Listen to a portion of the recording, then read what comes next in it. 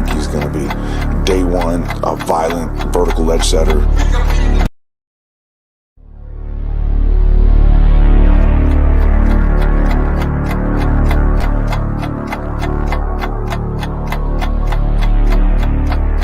I think he's going to be day one, a violent vertical edge setter. I see some gas on this. Get that mic up and put your shoulder on somebody. Dig, drop. You're finished. Hey, burn down. This is a weird kid. Worse than that side.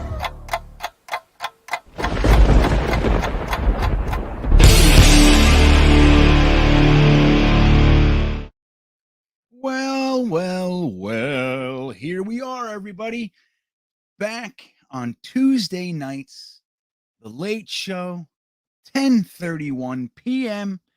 The After Hours Jets Fest is back, and we'll see how this goes.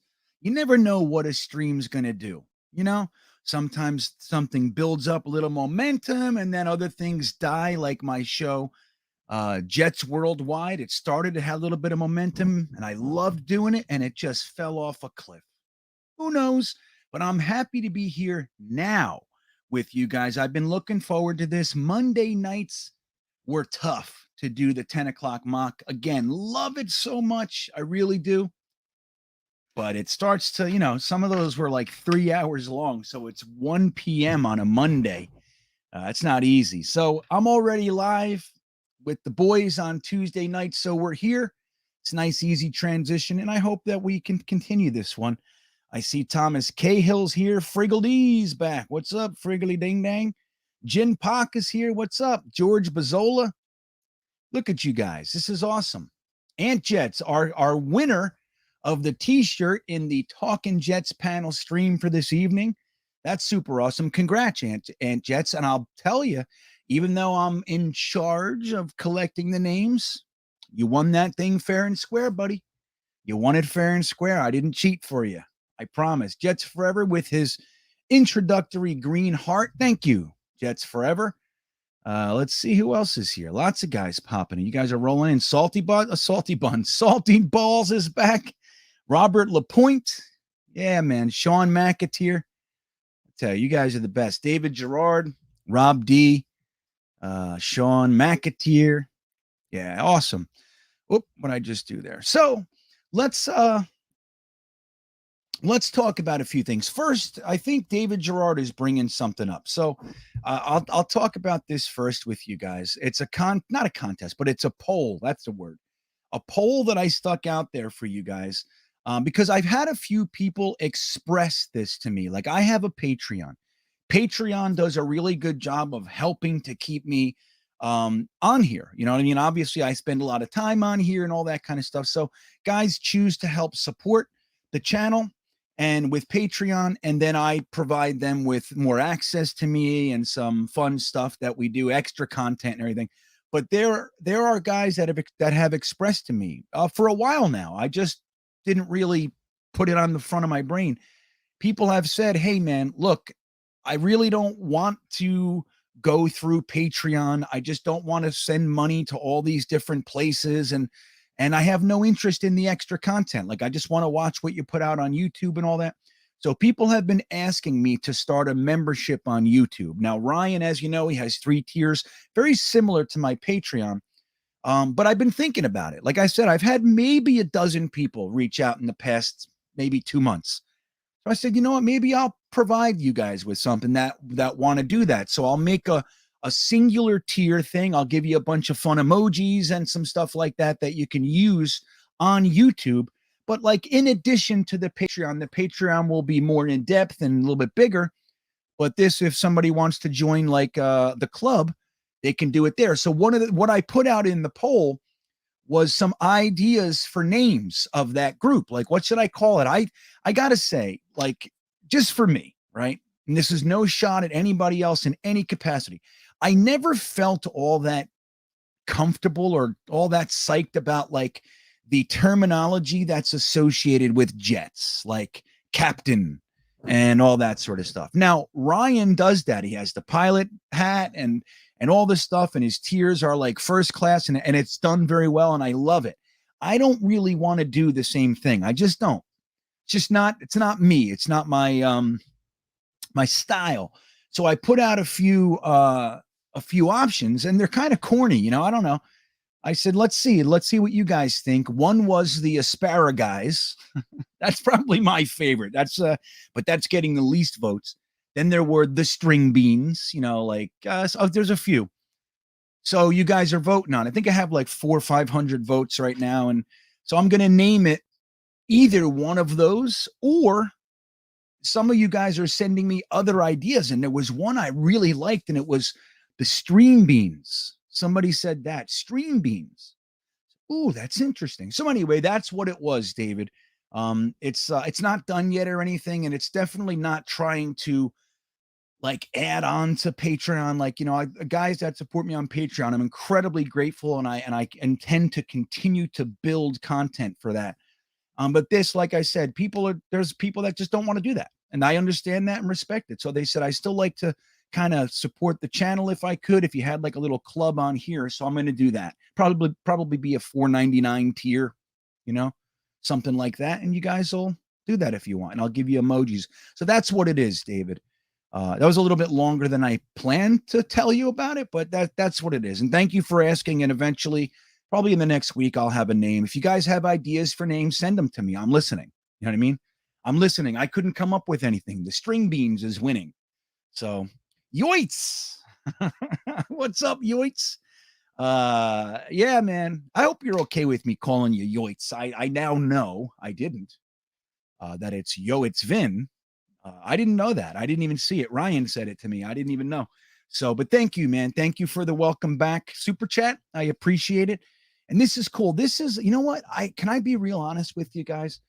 Over the course of the last year and a half of me having this channel, there are shows that I really like, and there are shows that I like a little bit less, or videos and everything.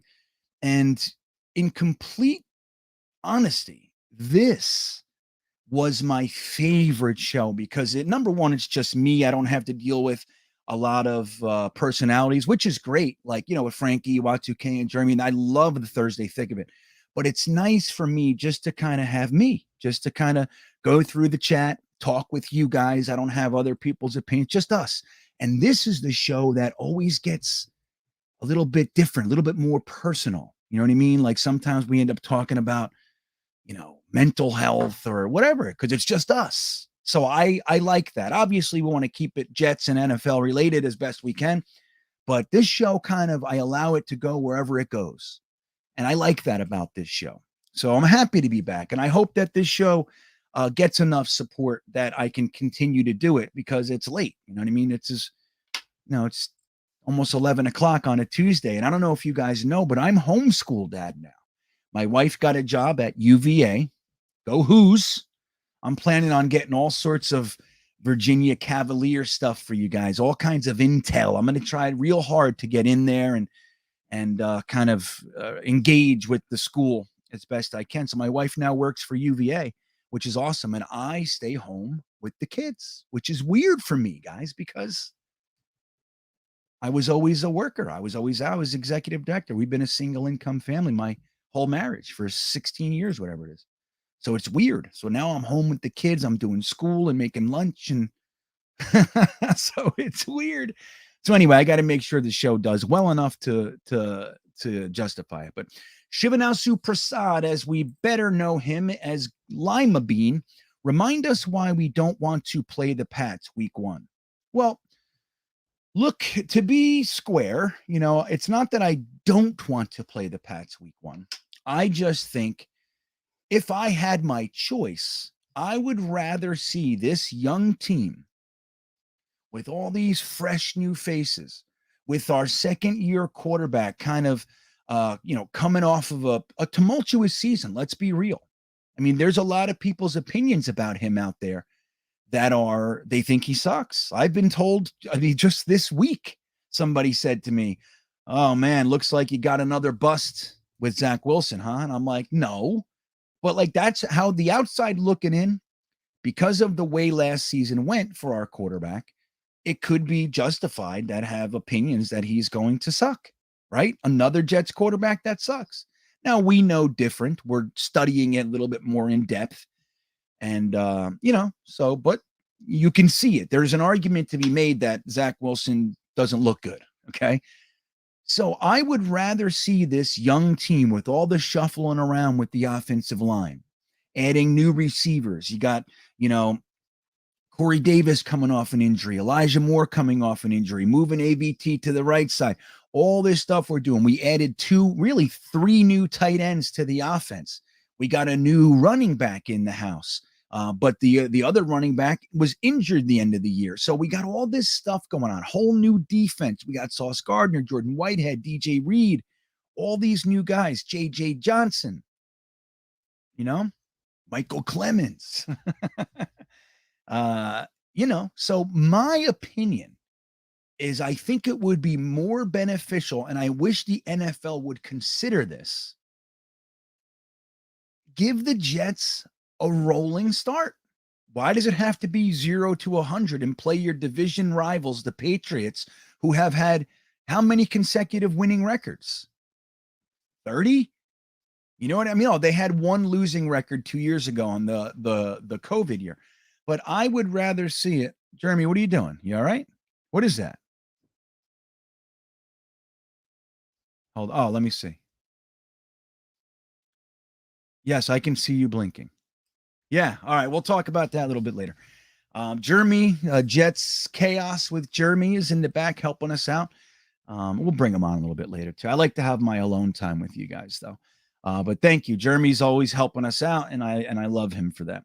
But so my point is, I think it would be more beneficial for this young team, young coaches, everybody, to play a team that is more our level and start it positively, being able to make some mistakes and not have a team like the Patriots or the Bills be able to capitalize on it right away and stomp your face in the mud.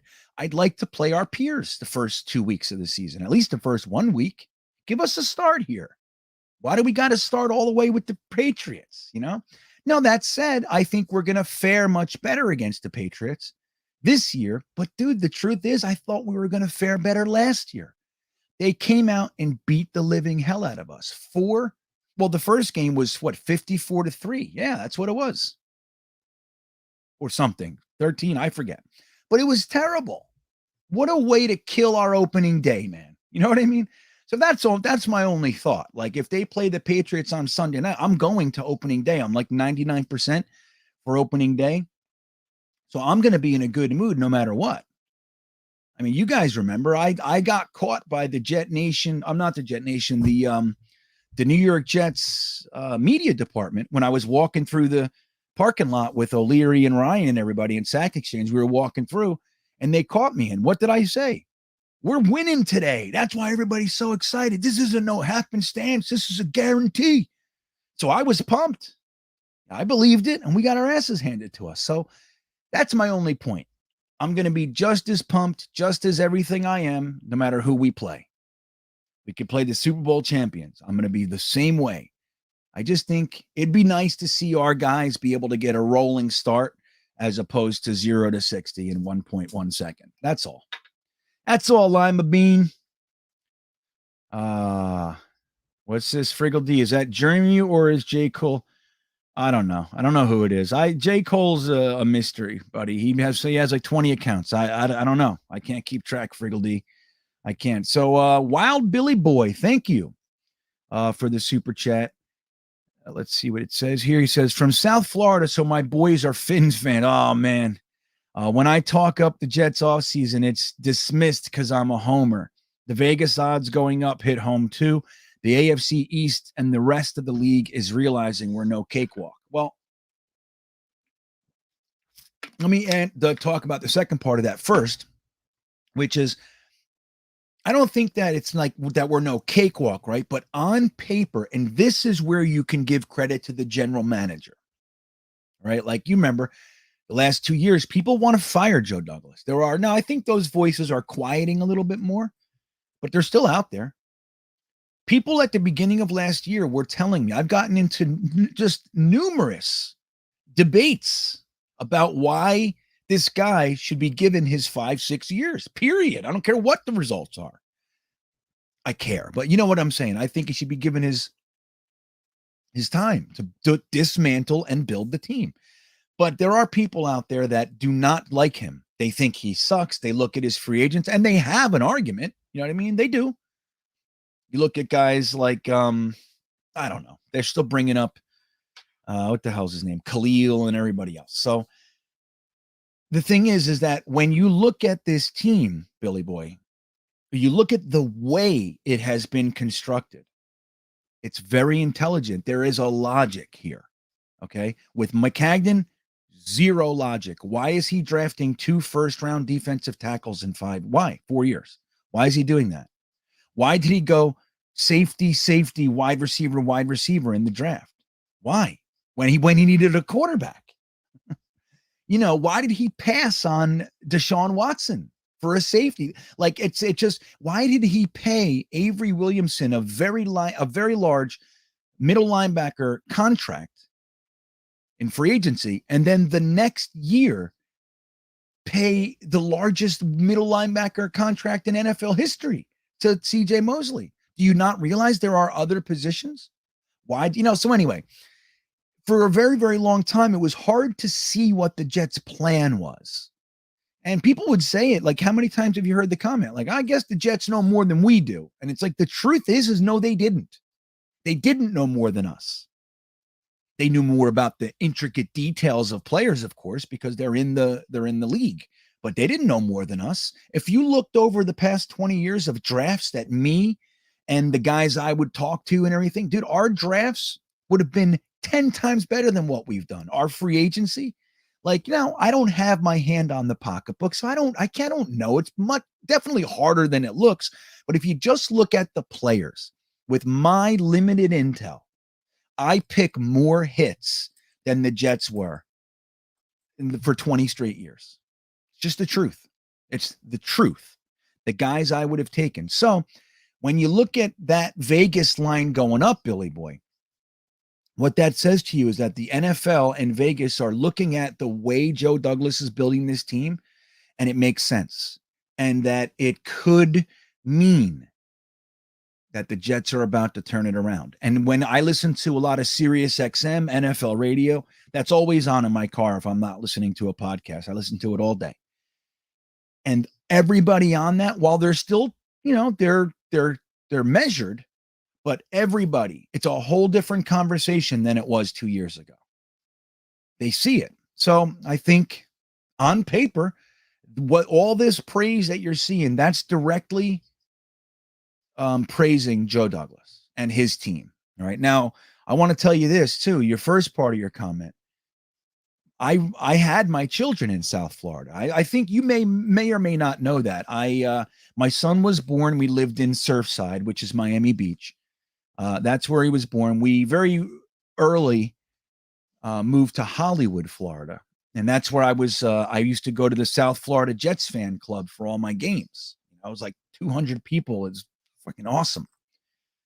But I used to go in there in Hollywood, and I worked in Miami. So my son was raised in South Florida.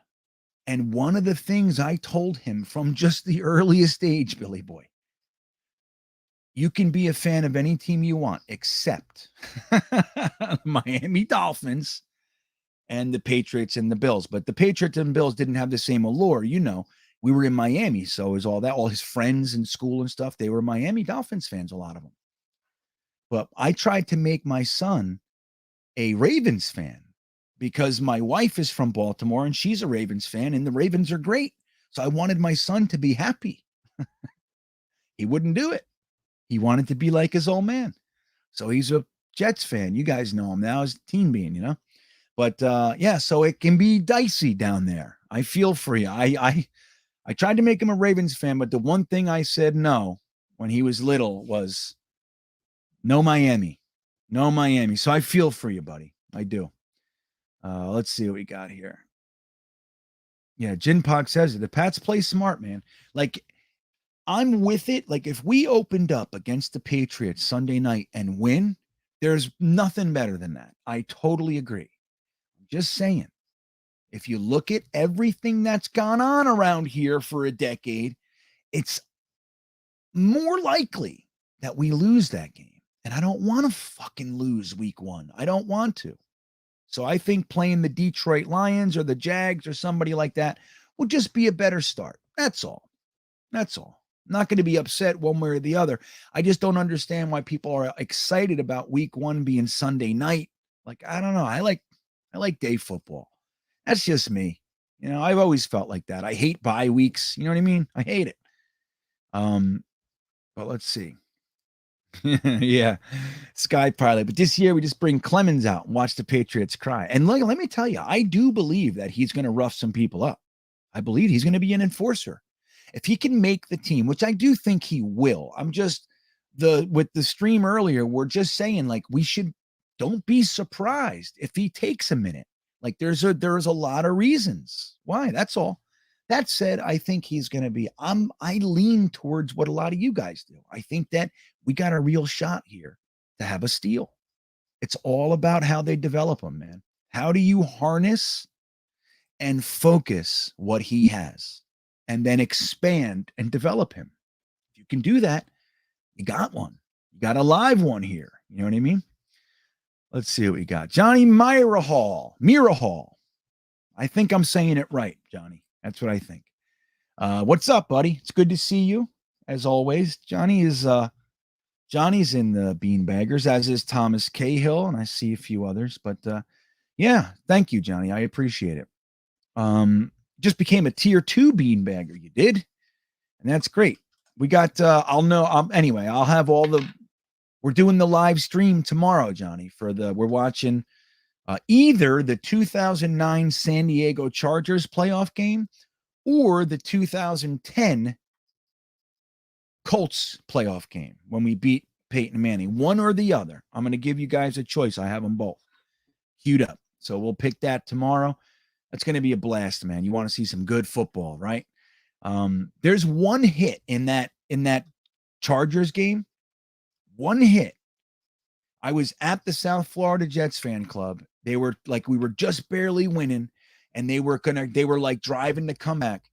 And Phillip Rivers threw a pass over the middle to Antonio Gates, and Brian Thomas met him head on in the middle of the field, and Antonio Gates stopped dead and went backwards, and I damn near lost my mind. I yelled. I still remember exactly where I was standing in that place. I wasn't sitting, I was standing, and I yelled this. You ready? He's fucking dead.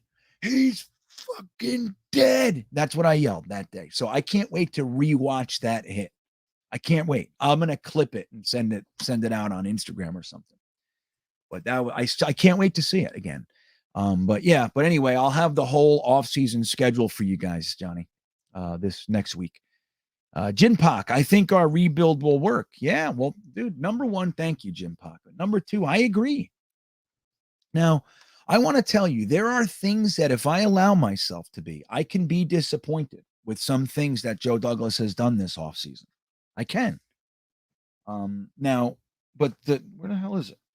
But the thing is I don't want to. I want to focus on the positives because there's a whole bunch of them. But there's a few things that I could be like, come on, we missed an opportunity here or there. And I feel like that a couple times. But I have to admit, overall, I like so much of what this general manager has done this offseason. Like there was a few guys out there that I thought we should have grabbed. But CJ Uzoma and Conklin are fantastic. Fantastic. Laken Tomlinson was my number 1 for the offseason guards, the free agent guards. I wanted the guy from Chicago, Charles, right? Is that his name? I'm so fried. What the hell's his name? I think it's Charles. I don't know. And I wanted the guy from Kappa from the Bucks. There was a few I would have been very happy with, but number 1 was Laken Tomlinson. And that was the first guy we signed. I also wanted Berrios back. that it's important to be able to keep these guys. You know, I don't think Berrios is ever going to be a number one wideout, but I think it's important. It's the message. It's the continuity. Keep these guys around, like Joe Douglas said, that do things the right way. So we did so much good stuff. And you know what's even more important, Jin Pak? And this is something I've been yelling about for far too long. That the Jets, we get a new GM and a new coach, and we stack stuff on top of shit. I've been saying it like that for a long time. Why can't we just take a year and get rid of all these bums? So I would say, like, I'm so sick of it. Like David Clowney and just we keep these guys around for so many years, and we just bring guys on and we try to stack it on and we overpay people. I'm so sick of it. And finally, what I think is even more important than the players we've added is the way that Joe Douglas has gotten rid of the guys that we didn't need and we didn't want. He got every single guy that he traded was at the peak of their value. The only guy you can argue with about was Sam Darnold. There's an argument to be made that a month earlier, maybe his value was a little higher, and that's fine. But think about it. Even though the value was high, he didn't feel the need to be, to be rambunctious, to be presumptuous, to be, to move too fast. He wanted to make sure that that's the move he wanted to make. I have a quarterback. Let me make sure that I can backfill this if I do get rid of him. And he got 3 picks for that guy. We got Jonathan Marshall, Breece Hall, and I think it's Michael Clemens. It's either Michael Clemens or Max Mitchell. But think about that. We got Breece Hall, Max Mitchell, or Michael Clemens and Jonathan Marshall for Sam Darnold. And they're already looking past him. They brought in another quarterback already. They brought in 3 quarterbacks since Sam Darnold was there 1 year. So anyway, I like the dismantling of the team better than I even like the build. And I like the build. That's why it's going to work. I've been waiting to see this for so long. Jamal Adams, there was never, ever, nor is there going to be another period of his career where his value is higher than the moment we traded him. Never. He will never garner 2 firsts and a flip-flop 3rd and 4th and a safety again. Never. Joe Douglas flipped him as a 2-time All-Pro. Young. Still under his rookie contract. It's the best. And I love that. And we don't see that enough around here. That's the thing. It's like I understand when people talk about the record, like it boils down to wins and losses. And Joe Douglas's tenure, we have 6 wins in 2 years. I get it. But I don't think wins was really the focus. It was the dismantling and laying of the foundation. You can't complain about the curtains when we're still laying block. You know what I mean? And that's it. I get it, but that's where I am with it. Let's see. Yoitz. I'll be at Busch Gardens, Williamsburg next week. Ooh, you know what? Yoitz, we were talking about going to Busch Gardens, Williamsburg next week. I don't know if it's real, but we were. I might even be there, dude. Let me find that comment. Let me see where it is. I don't know where it is. Yoitz. Yoitz. I can't find the comment, but I'll just tell you real quick. My favorite coaster at Busch Gardens, Williamsburg is Alpengeist. That's my favorite, or Apollo's Chariot. But it's very, very close because I love Griffin and Verbolten. Like, I love them. It's such a good coaster lineup. But the new coaster, Pantheon, is supposed to be amazing, and I have not been on that yet. So that's the new one. That's the gem. Fastest launch coaster in the world. By like 1 mile an hour, faster than the next one. But still. So Pantheon, that's the one I want to get on there.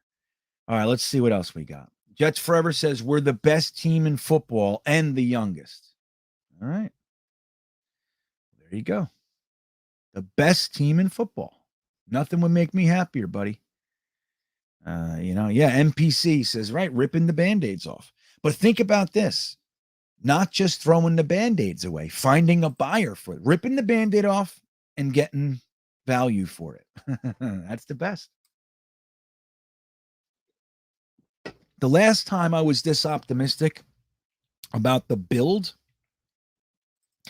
even though I felt really happy and psyched and optimistic during the Rex years, that was probably the most fun I've ever had as a Jets fan. Those 2 years.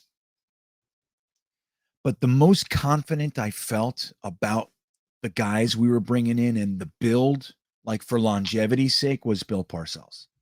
And he sucks at drafting for the most part, but boy, oh boy, you just see the vets he's bringing in. Kevin Mawai and those to Pepper Johnson came in. You know what I mean? He's bringing in, I forget who it was, Brian Cox. It was like, okay. We are lumping people up. We're keeping guys like Mo Lewis and Marvin Jones. He's bringing in, Rick Lyle and for the defensive line, Anthony Pleasant. He's bringing in men that don't play games, and I love it, man. I felt so confident with that when we went into 1999 after the 1998 AFC Championship game loss. That was the most confident I've ever been as a New York Jets fan in my entire life. That opening day, and I was in Cleveland that opening day, welcoming back the Browns to the NFL. That was their year back, and as many of you already know, my big welcome, I had a big sign, welcome back Cleveland and everything. That ended with a huge fist fight because Browns fans, for the most part, are a bunch of Neanderthals. But let me tell you, right until Vinny went down, I said, this team's going to the Super Bowl. We had that team, and we added guys like Steve Atwater and Randy Thomas, I think. And it was just like, oh, yeah. So that was the most confident I've ever been. Let's see what else we got. Yeah, Paris, right? Joe Douglas hasn't spent stupid money on aging free agents. Think of the contracts he's given out. Which one could be called stupid? If we would have traded for Tyreek Hill or even Debo, that would have been the first contract that we could have the argument is stupid. Now, we don't know because the player could have been amazing for us and worth it and all that. But I don't see one Joe Douglas contract that could be stupid. Even Corey Davis, what is he making? 13 million, 12 million? Corey Davis has been a disappointment this year, but he's still a very, very good wide receiver. And 12 million is nothing for a wide receiver all of a sudden. All of a sudden, it's like nothing. So, and then you look, the other one is Carl Lawson. If Carl Lawson never plays for us, like let's say he gets injured again, then it's a bad contract, obviously, because we gave him all these millions of dollars and he never played for us. But it's not a stupid contract. It's not the CJ Mosley contract. It's not the contract where you give somebody an injury guarantee, a 3-year injury guarantee while they are on injured reserve and have never made it through more than one season healthy. That is a stupid contract.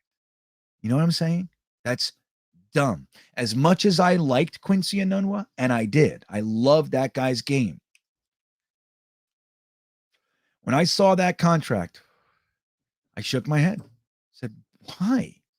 Why does our GM get kicked around by a receiver at the level of Quincy Enunwa? Like, okay, if you have to do something like that with Tyreek Hill, he won't sign with, okay.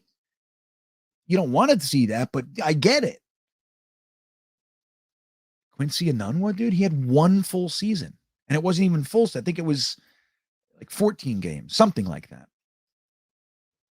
He was on injured reserve. Like, that's the thing. And like you say, aging vets, like every guy that Douglas brings in for anything more than 1 year, he's betting on their future. He's not bringing guys in that you're desperately hoping they have, something left in the tank and you overpaid them. The only one you could say that with really was Ryan Khalil, but that was a desperation move. Joe Douglas came, there was no draft left, there was no money left. We still had no offensive line. He came in and said, I can't believe this. So he went to Khalil and talked him off the couch. He was just a Pro Bowl guy a couple of years ago. He said, dude, please come play. I'll give you $8 million to get off the couch, the bed, the bench. Right. Thank you, Jets fans United. 181 watching and only 65 likes. Come on, people. Hit that like button. Yes, thank you. Jets Fans United. Good forum. Newer forum out there. You guys got to check it out if you want to talk Jets. Or to Jets Fans United. And get in the conversation over there. Jin Pak backs you up. Click the thumbs up. Yeah, dude, Rob V, look, Quincy Enunwa was a very, well, it's hard to say he was a disappointment because he was a 6th round pick, right? Quincy Enunwa, it's just once he started playing like he played, he ended up being disappointed because we gave him all this money. Think about it. This is the first year since Joe Douglas has been here that Quincy Enunwa is not on his ledger. Can you think of that? Quincy Enunwa. It seems like another lifetime ago. Joe Douglas just got him off of his books this year. This was the first offseason that he didn't have to factor in Enunwa's contract. It's insanity. But let me tell you about that guy.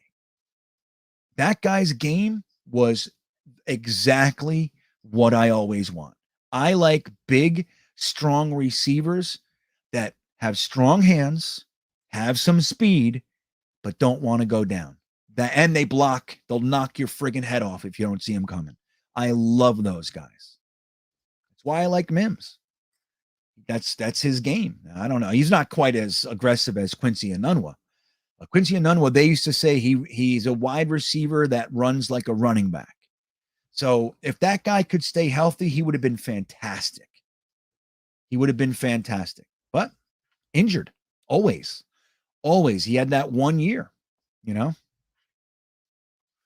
I know. Jets Forever. Jets Forever is a black and white guy. You got to know that about Jets Forever. See what he said? He said Quincy Enunwa was awful. Yeah, technically speaking. Guys, he was never on the field.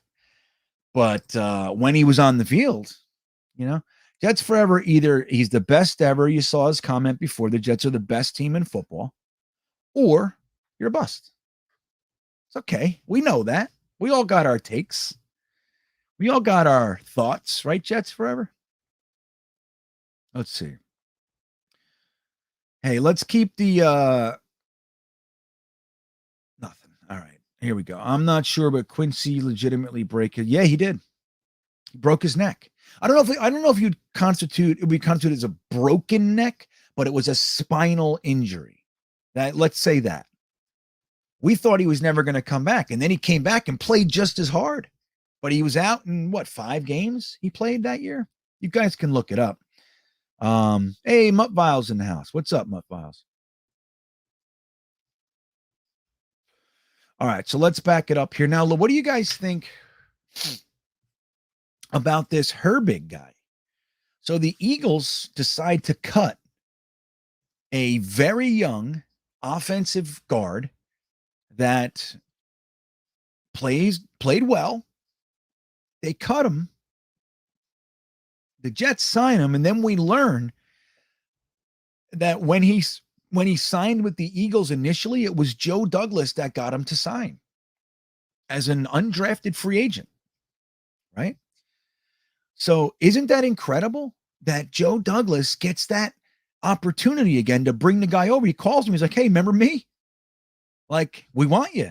And that gives us the ability to cut Greg Van Roten. Now, it's an interesting thing because we all knew Greg Van Roten needed to go. Now, we loved the idea when he signed, Jets fan, living his dream, the whole thing. It was great. He's our union rep. So there's a lot there, right? We're rooting for this guy. But it was pretty clear, pretty early.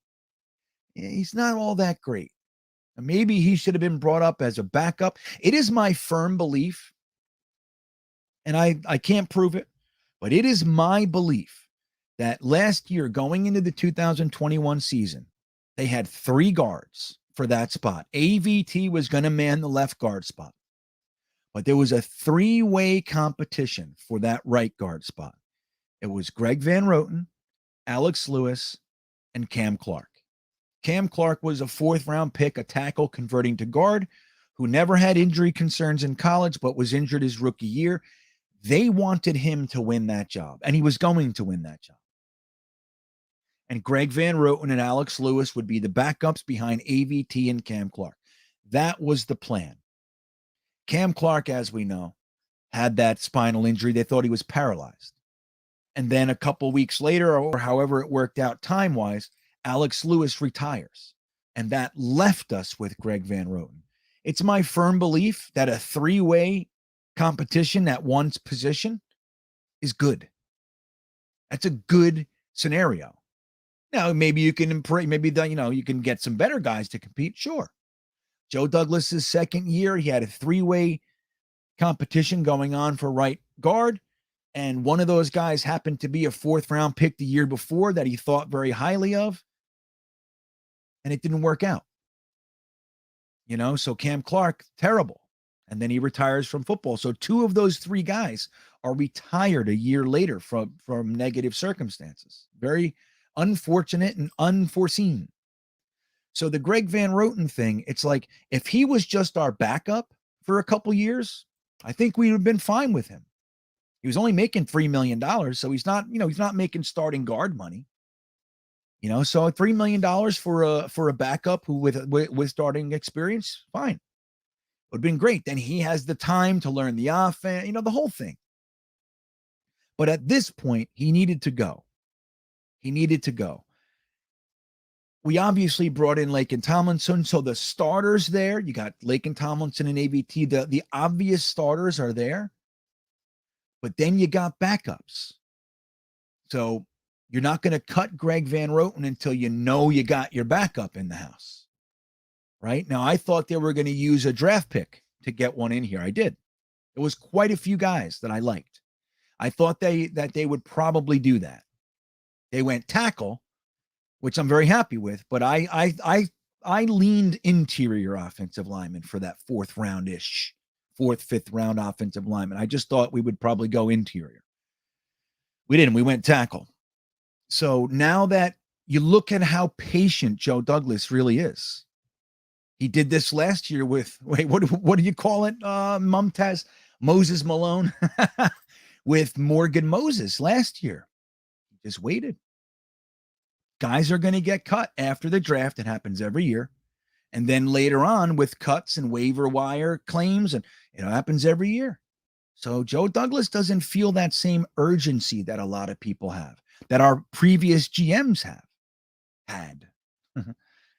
And he just waited. And look what happens. The perfect guy to have backup, 24 years old. He's either 24 or 25. Joe Douglas knows him.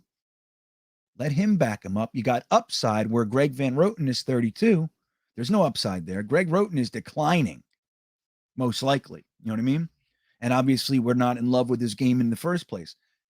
But you see, like, how the patience kind of pays off. So what do you guys think of that? Are you happy? Did you think? I mean, most people, I think, are in the pocket of Greg Van Roten needed to go. We saved $3.5 million. I mean, we just made $3 million on that deal. So like, what do you think of Herbig? Do you think it's a mistake? What do you guys think? Yeah, Yoshi. He says, I've never seen Jets Twitter come together quite like when they celebrated the fact that GVR was off the team. I know. It's like, it's a shame too. But it's the truth. He was a guy who needed to go. Yeah, that's it. Joe Douglas originally scouted Herbig. So, he knows him. Great opportunity. Like, again, like when your backups have upside, Like there's a couple backups that we have on the team now that I like. Obviously Herbig now, but I like Ross Pierschbacher. I think Ross Pierschbacher is the perfect guy to have as like a long-term backup for the guard center. He can play both. He played 3 years, 4 years at Alabama. He's never going to be like a dominant starter or anything, but he's the perfect guy to come in for 2 games, you know? And I like having long-term backups. Like when you have guys that are aware they're not going to be starters, you pay them handsomely, give them a little bit more. Not crazy, but just make sure that they're taken care of, that they know they're appreciated, and keep your depth as guys that know the roster, know the system, know the team, everything. So when they come in, there's no drop off at least as far as learning curve. You know what I mean? So I would love to see like Herbig and Pierschbacher and whoever else, Max Mitchell, as like here for 3, 4, 5 years. That would be great. I even think Chuma Edoga fits into that. I know a lot of Jets fans don't like him, but talking with Tigo says, I love the Herbig signing. I think he moves inside to center for us and starts center next year when we move on from McGovern. That would be surprising. A little bit, no? What do you think, Tigo? You think that's the goal?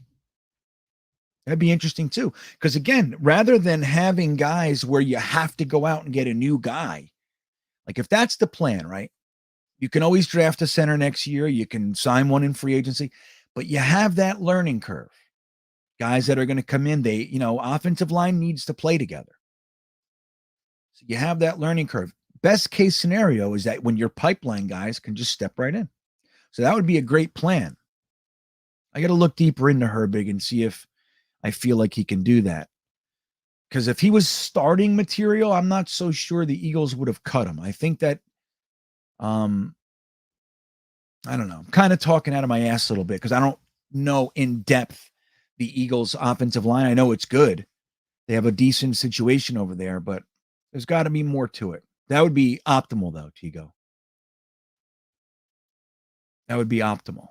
That's best case scenario. If you can have pipeline guys at every position, but particularly offensive line, when those guys can come right in, they've been playing with these guys in this system for these coaches for 2, 3 years, whatever it is, that's best case scenario. And they can come in, no drop off. That's the best.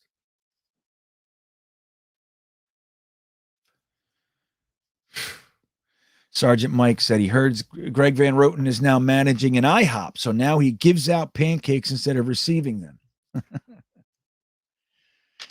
Yeah, poor GVR. But look, man, how many times did Zach Wilson get crushed specifically because of GVR, right?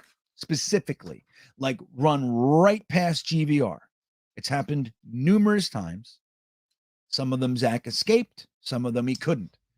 Mekhi Becton literally got rolled on because of GVR, getting pushed around like he was a rag doll.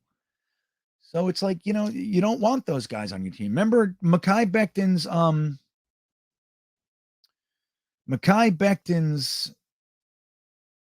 coach, Duke Manyweather, came out and said, this guy 62 is a liability. He's going to get people killed. That's what he said.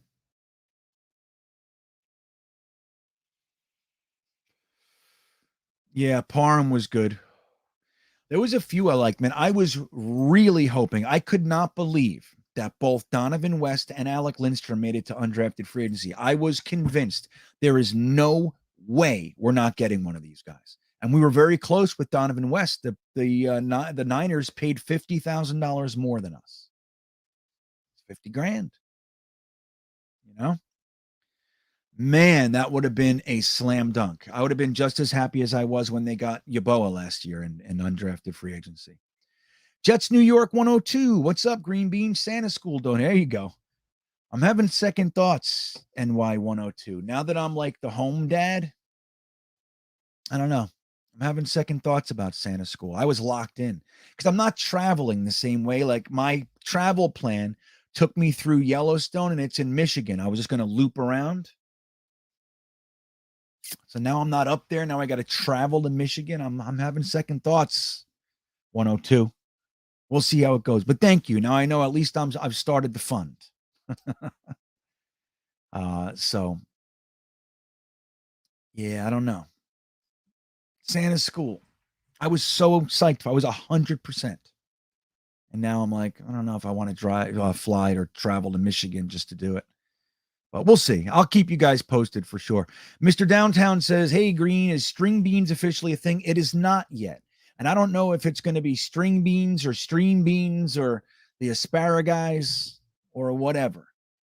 We'll see. But that will be more than likely will happen. Again, the motivation for that is that I've gotten numerous comments from people saying they don't really want to join Patreon, but they want to join something on YouTube. Like they just want to support the channel that way. So, and then you get get emojis. So you get stuff that's applicable directly to the live streams. So I'm just going to make like a singular tier for those folks that don't really want to go to Patreon and join the beanbaggers. I get it. So that's the motivation for it. So I'm just trying to surf around and see what names are out there as far as names for the group. Because my other group is solid. Beanbaggers, I like. The beanbaggers, that's the beanbag. And the guys in there are the beanbaggers. I like that.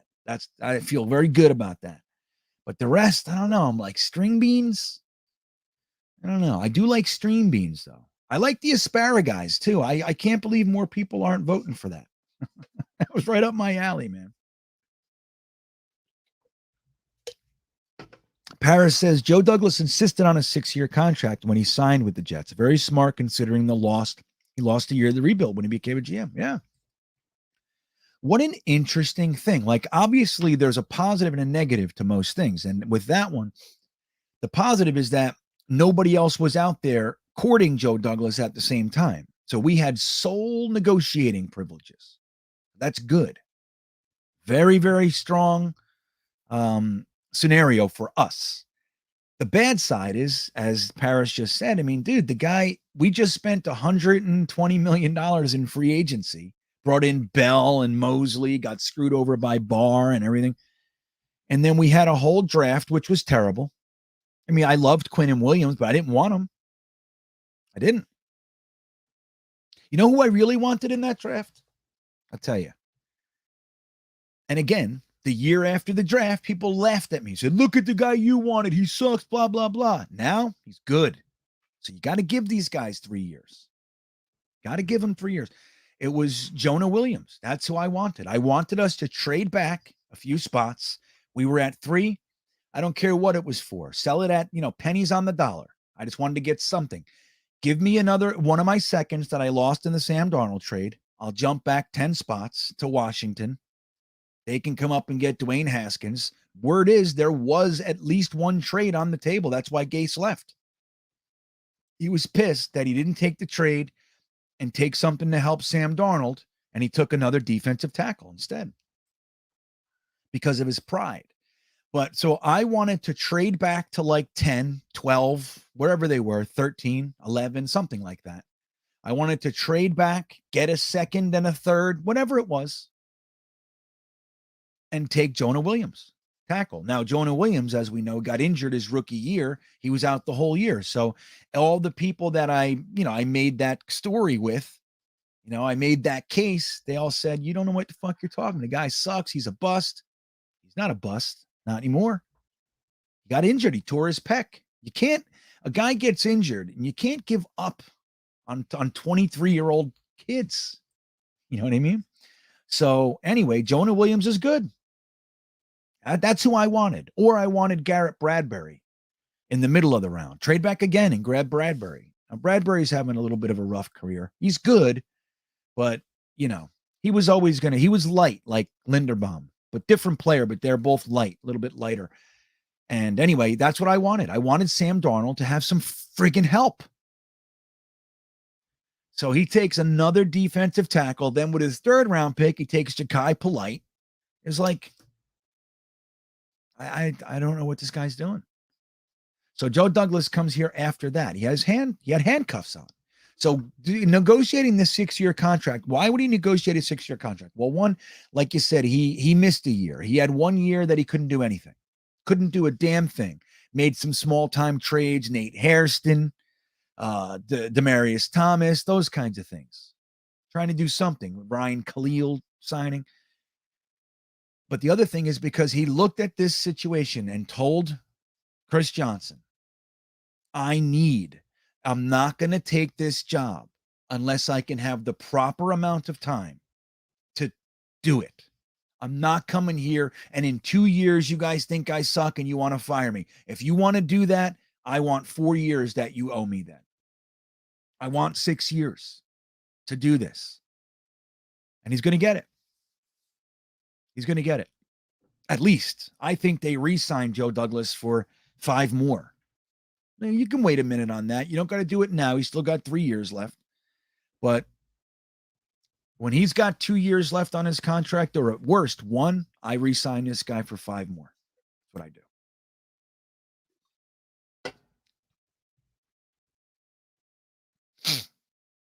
Which Becton will show up to one Jets drive? Well, that's an interesting question, Snowball. I think the only Becton that we've ever seen. The only Becton. All those stories about Becton, they were debunked. He was never 40 pounds overweight. And you like to look at, well, Carl Lawson was beating him in camp. The defensive line was beating our entire offensive line in camp. It took our offensive line 6 to 8 games to get their heads out of their asses. They were getting destroyed. Why? Did they all suck? No, it's because it took that long for them to get their system and their stunts and be able to not think, to know it and be able to play. But we like to whittle that down and look at Mekhi Becton through a telescope and say, you suck. Carl Lawson, who has one job, rush, and Becton, he's trying to learn this brand new system and everything. Look, I think the only Becton we've ever seen is an animal. That's it. So that's the one I think will show up, Snowball. That's the one.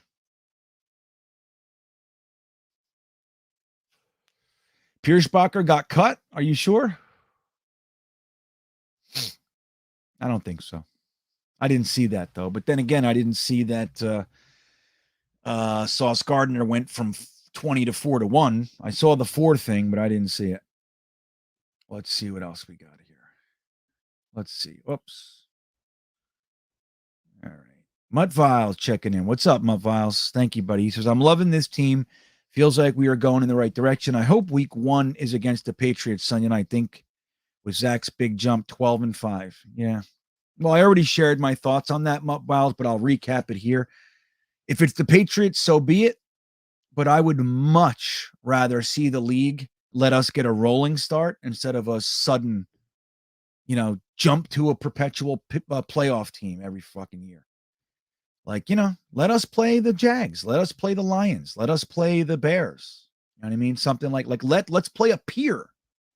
That's what I think. Let us get our young team rolling. Let them at least shake off the cobwebs with a team that doesn't, have the ability to completely capitalize instantly. The Patriots, say what you want about them. Bill Belichick knows what he's doing. You can say what you want about Mac Jones too. I don't think that highly of him, but he can be a very efficient quarterback. If all they're asking him to do is the 15 and under shit, he can eat up. Know that. And if our defense doesn't have their calls down yet and they're not real, you know what I mean? I'd rather that be against the Jags than the Patriots week 1. And then on national TV, no less. It's just, I don't know. I'd rather not do that. I'd rather give our young team an opportunity to get their legs under them before we, hang them out for all to see. Can I iron my pants first before I walk out to the center stage? Can I iron my pants? Please? That's how I see it, Mutt Viles. I get it. You're only looking at it through the one side. Like you said, 12-5. You're looking at it like beating the Pats on Sunday night opening day would be amazing. And I agree. But what leads us to that point that we're more likely to win than lose? Playing the Pats week 5 when we already have 4 games under our belt, let's go in there and punch them in the friggin' face. That's what I want. That's what I want. Now, if it's the Pats, I'm psyched. I'm with it. I would just prefer the other thing. So there you go. But I'm with you. I get it. I understand. I understand what you're saying. Let's see. Where are we? What's Jeremy saying? Okay. Yeah, that's funny, Friggledy.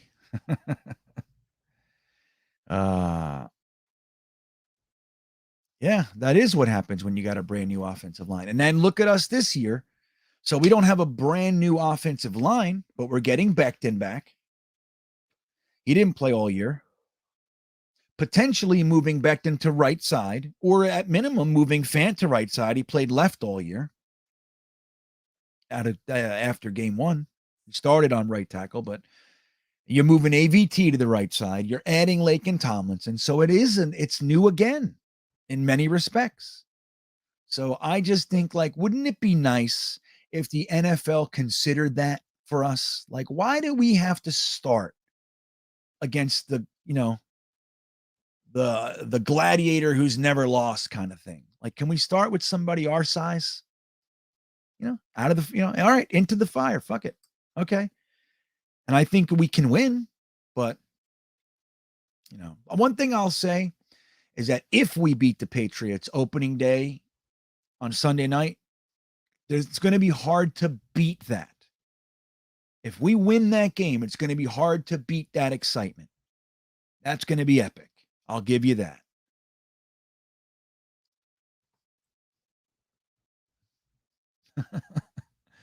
Makai looks slimmed down, now adding muscle on his frame seems quicker and working on power, short steps, which could help him adjust the system.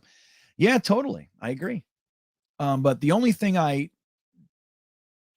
don't like is that he's working at left tackle steps, jumping to the left and stuff. So he'll have to change that. I don't know. Everybody seems convinced he's going to the right side. I don't know why.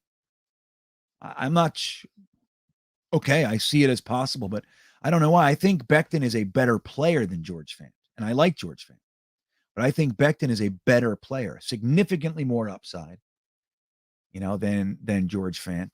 I think if Becton's on his game, and I think he's going to be hard to beat for that position. I don't know. Friggledy says it looks like Zonovan versus Pirine versus Ty Johnson if we keep 4 running backs. I'm really interested to see what goes on because they've already cut Austin Walter, who last year they clearly wanted to use more than Pirine, right? Clearly. We don't know what it was. I know Pirine, he was looking like he was fighting for potentially having a starting role in preseason. He looked fantastic in preseason last year. Then he got injured right before the last game. So we kind of fell from, 1B-ish, maybe 2, whatever, all the way to the bottom. He was injured a few weeks, and then he never got on the field again outside of one game where we had a 4-yard average on like 8 carries or something like that. He looked good. Not great, looked good. But again, I say this all the time. It's hard to judge running backs when you give them 5, 7, 8 carries. You know what I mean? It's hard. You gotta give a guy 15 plus to see what he does in a game. But I happen to like Pirine. Now, I don't ever, I never said he should be our starting guy or anything like that. But I like him as a 3. I really do. He's a very consistent back. He's got very soft hands, sure catcher, and he's very good in pass protection. So I don't know. For me, that's the guy, it's a type of guy I want for 3. So I'm really interested to see, do they give Ty Johnson had 7 drops last year. 7, 4 of which were on 3rd down. He had numerous sacks go right over him. It was his guy that sacked the quarterback. Jacob Martin, the guy we signed from the Texans, he had 1 sack last year. Guess who it was against? Yeah, that's right. He ran right over Ty Johnson. So he's a liability in pass protection. He has very, very suspect hands. And he has the ability to do some really fun stuff, but it's like feast or famine. So I'm really curious to see how long his leash is. You know what I mean? How long is the leash for Ty Johnson? And was last year just like a redshirt year for Pirine from their perspective? Just like, yeah, he's banged up. He's not really comfortable in the system yet, whatever. I don't know the reasons. I'm just making stuff up, but it's like, and they said, we'll give him a crack next year. Like, who knows? Or he could be cut. I think it's going to be interesting. And then we're all anointing Bam Knight already. You know, he's an undrafted free agent. He looks like he's an interesting guy, but I don't know why, we're all so excited about him yet. I only watched a little bit though, to be fair. But I don't know. I would really like that. If he could come in and push like the Ty Johnsons, the Austin Walters, like those guys off the roster. And it's just like, Brees Hall, Michael Carter, Tevin Coleman, Bam Knight, even Pirine, or one of them goes to the practice squad or something. I don't know. If Pirine's got to go, he's got to go. I'm not such a Pirine homer that I'm screaming his name. I like to see guys get an actual shot when I know that they've produced. He had an above 5 average all through college.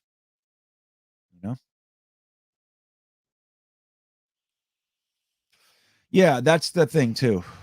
You look at these guys and, quite a few of these players, you could say, we've heard it ad nauseum, but they were, how much did Gase have an impact? Gase was an equal to Joe Douglas. It wasn't like Joe Douglas was above Gase. It's actually quite the opposite. Gase was here first and they had an equal position. So who do you think had more say? I don't know. He at least had some. So James Morgan, picks like that. I'm comfortable saying they were Gase. I'm comfortable saying that. But Pirine probably falls into that category too. I agree with this. Joe Farrow, Pirine is better than Ty Johnson. But Ty Johnson has that ability to be very exciting. Like he has that big play ability at times. And we saw it a few times last year. And it's exciting. And I think that's what keeps him around. It's like that hope that he's going to be able to do that more consistently, but he doesn't. So I don't know.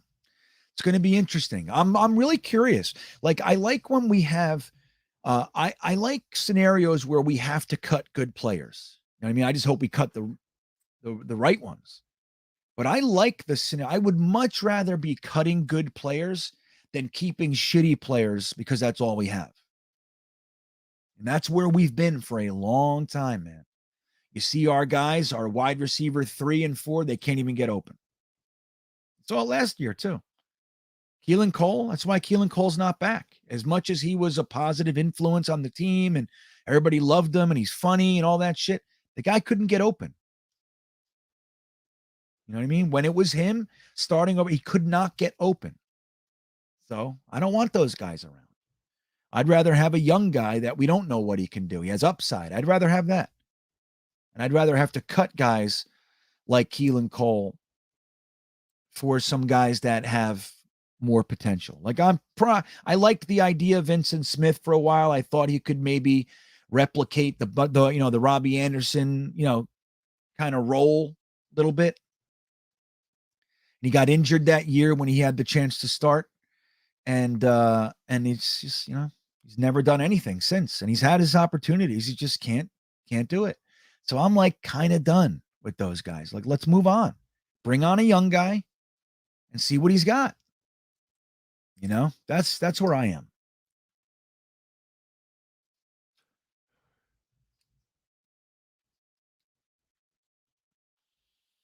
Oh, is that right, Patrick? Interesting.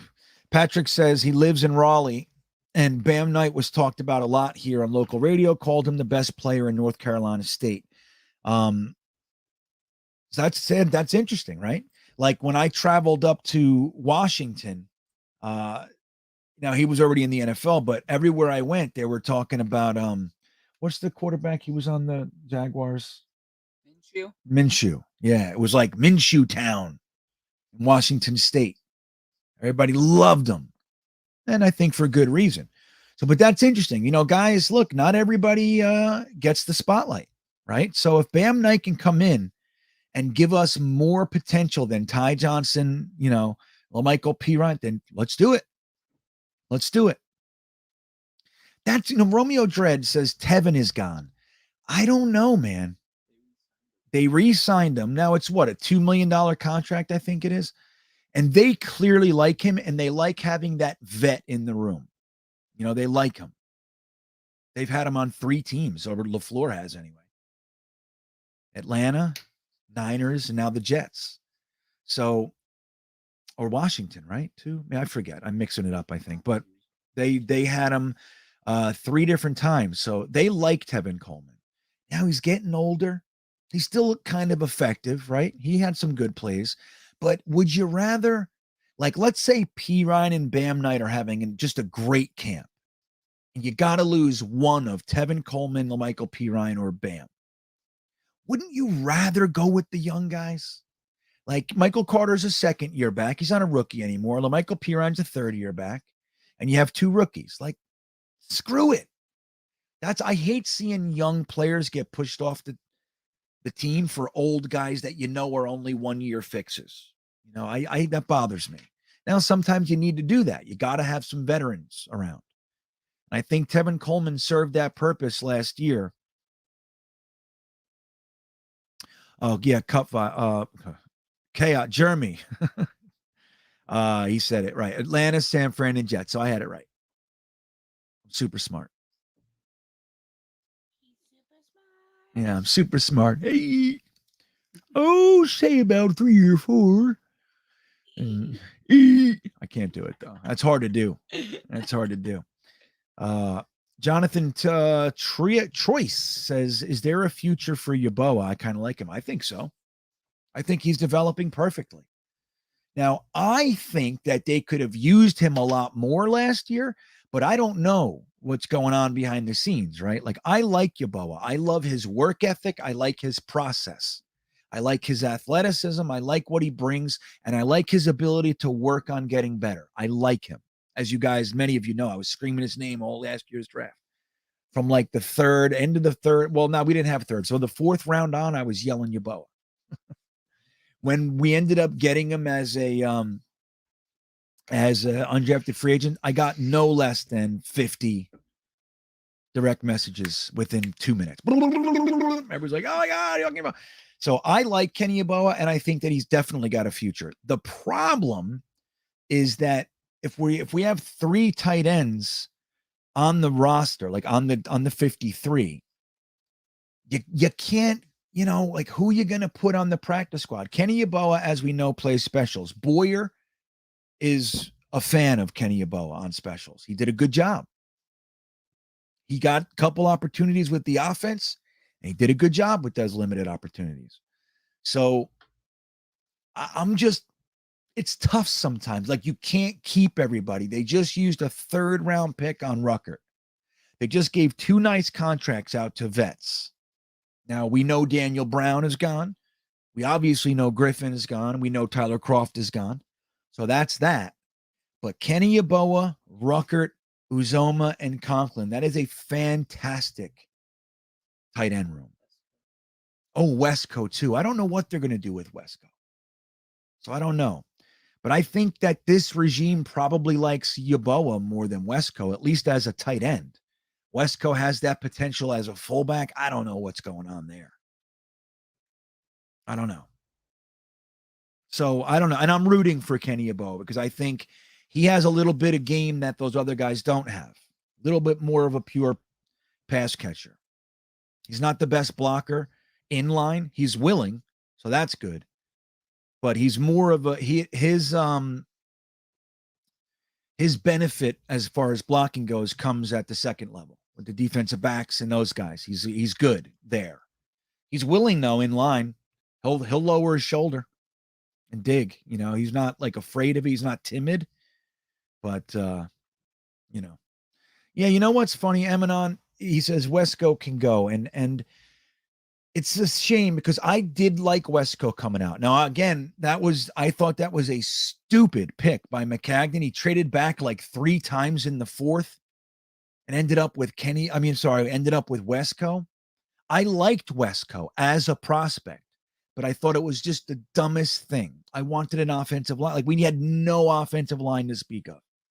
I think he grabbed Chuma Edoga. I think that was the same draft. He grabbed Edoga, and he went and grabbed Wesco after I think it was 3 trade backs in the 4th round. He netted with nothing. So, but that said, now he's on our team. I liked him. I thought he had a lot of potential, man. Underutilized hands, much better than given credit for, and just a devastating blocker. Then they put him at fullback, and he doesn't do so well, but he's out of position. He played some fullback in college, but nothing like we were trying to use him at. And he had some good block. He had his effective plays, but by and large, it was a disappointment. That's why they moved from 12 back to primarily 11. They wanted to use a lot more 12 and even 22. There were numerous sets where they had 2 backs and 2 tight ends. They had like Wesco and Tevin Coleman or whoever it might be, Michael Carter. And then you had Croft and Griffin out there. So you had essentially 3 friggin' tight ends. But Wesco playing fullback. So I don't know. I really like Wesco, and I hate to lose him. But if I have to pick one of Yeboah or a Wesco, it's not even a question for me at this point. You said, like, you give guys 3-4 years, if they can't carve out their spot on the roster, it's time to move on.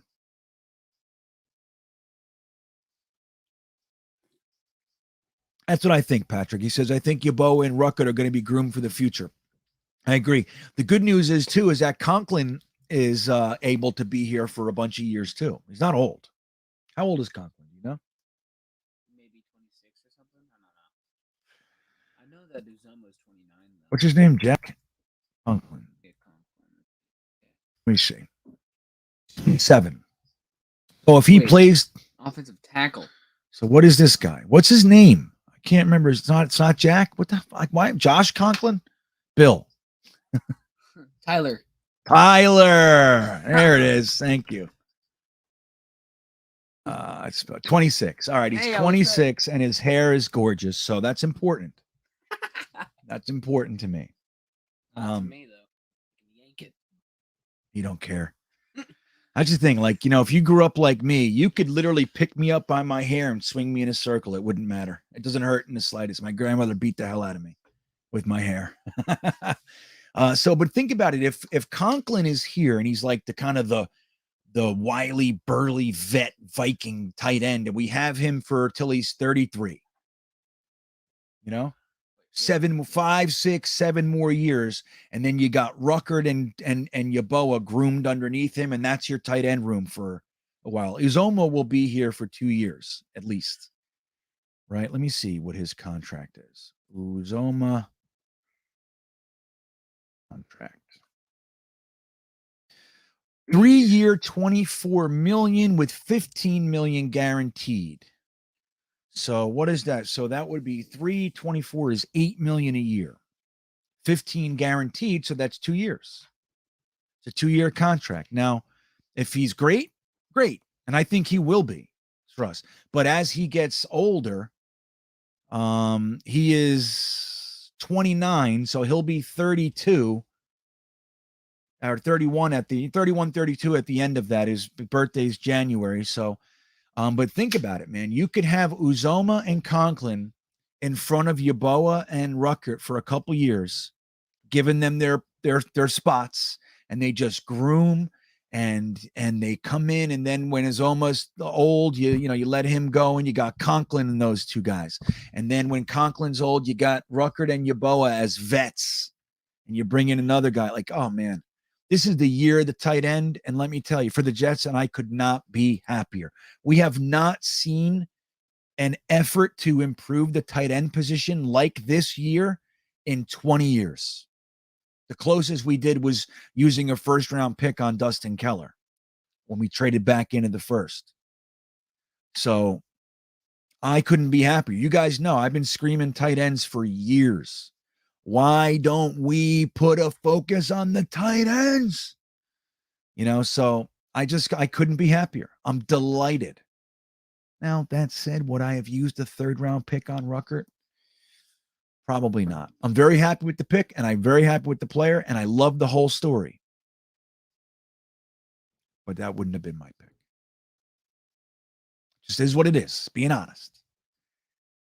I would have maybe used a fifth if we had it, or fourth even, on a tight end. But my third-round pick was going to a different position. I forget who was there, but there was quite a few players I would have really liked there. Again, I'm very happy with it. I love it. But I wouldn't have gone that way. It could be construed as a little overkill. But go ahead, man. Reinforce that tight end position. I am one who thinks the tight end position is so incredibly valuable to a successful offense, and we have all but ignored it for decades. Decades. The last Pro Bowl tight end we've ever had was in 1988.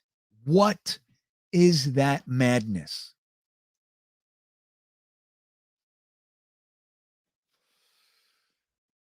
I think so too, Rob. I think Conklin's going to surprise a lot of people. Dude, he had 61 receptions last year. That's all we want. Replicate that. Give me 60 from you. Give me 50 for Uzomah. I mean, dude, if they just replicate last year's performance, we have an entirely different offense. 61 from this tight end. I think he had 48, Uzomah.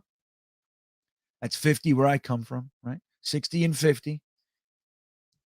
That's 110 receptions from the tight ends. Then you get Ruckert with his 15 catches and Yeboah with his 15 catches.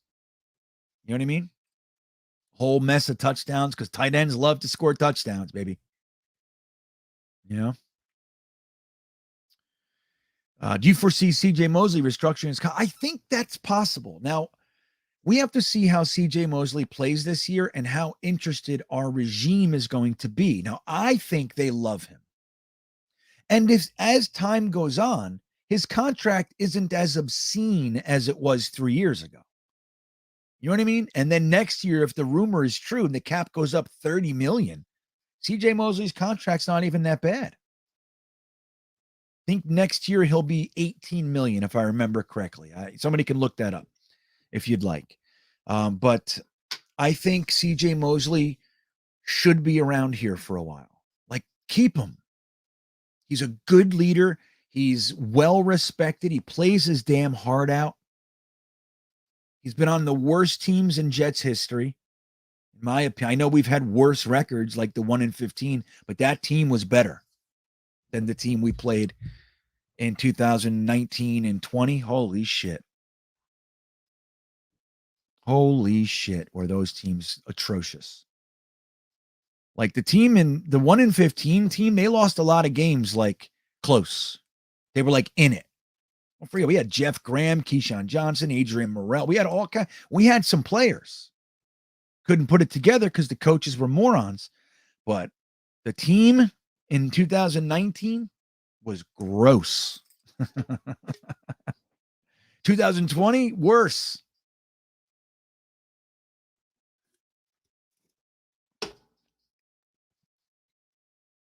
Yeah, you know what, Romeo? But I think it's a good point. Yeboah is strictly a pass catcher. I wouldn't say strictly, but I would definitely say yes. Like that's his game. He's a receiving tight end. And Wesco is primarily a blocker, but also he has better hands than he's given credit for. He really does. And with the ball in his hands, oh my God, he's obscene what he does to people. But just stay in there for a second. I do agree with you. And I think that the Jets are looking for more rounded tight ends. So which one of them can improve their other aspect of their game more? I think Yeboah is probably going to beat him with that. Don't forget, man, Yeboah was 35 pounds lighter when he played at Baylor. Right? So he was 30, or was it Temple? Temple, sorry. And Matt Rule told him, you're not going to make it as a wide receiver, most likely, but you could make it as a tight end. He put on 35 pounds, worked his ass off, finished his time at Temple. Instead of coming out, he, went for his 5th year, transferred to Ole Miss, had a few teams wanting him after his Temple time. And he had a good year. Like, so he's one of those guys. He'll outwork you, man. He's one of them. Hardworking guy. So not that Wesco isn't, of course, but I think that Yeboah probably has more ability to grow into a larger role. I think the Jets, they're not really looking for tight end. Like, I have this tight end who only blocks, and I have this tight end who only receives. I don't think they want anything to do with that. And if you look at the guys they're bringing in, it echoes that. Ruckert, Conklin, Uzoma, every single one of them can block your face off and catch the damn ball. Every single one of them. That's the way to do it, man. I never understood that. Like, getting a tight end that can only block. Like, dude, there are guys out there. Now, if you have to, fine. But there are guys out there that can block and catch. That is a tight end. Why do we need 2 players to accomplish the same goal? You want guys that you can put them out there in any set. You have a tight end out there every single play. It could be a running play. It could be a passing play. They're never a liability. They're always an asset. And when the defense doesn't know, oh, when this guy comes on, he's going to run out. He's going to run out. You know what I mean? He's in the slot. You know what I mean? Or it's like, put guys at tight end should be able to do both. And from my perspective, and you can find them. If you make it a priority, you'll find them. And the Jets found them. Uzoma's a very strong blocker, great hands. Conklin, strong blocker, great hands. Both of those guys could justify being out there in any set. They could be the sole tight end in 11, either one of them. Right? Edward Ziff checking in. CJ Mosley wants to see the playoffs. Well, hell yeah, he does. Right, Ed? CJ Mosley wants so badly for this team to be good. He has said in more than one press conference, more than 1 year, if you underestimate the Jets, we're going to break your face, or however, we're going to kick your ass or bust you in the mouth, something like that. So I think, man, getting back, will he restructure? I don't even know if we'll have to next year. If the cap goes up $30 million, I mean, maybe you restructure it, you elongate a little bit, fold some into a bonus and spread it over 3 more years, like extend them 2 years.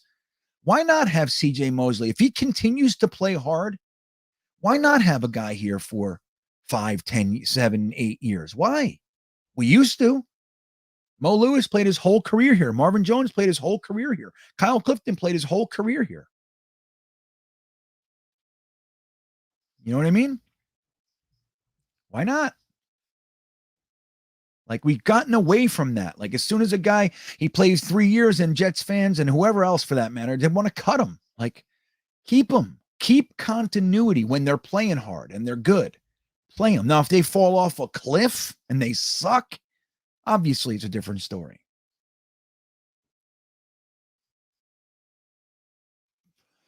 Joe Farrow.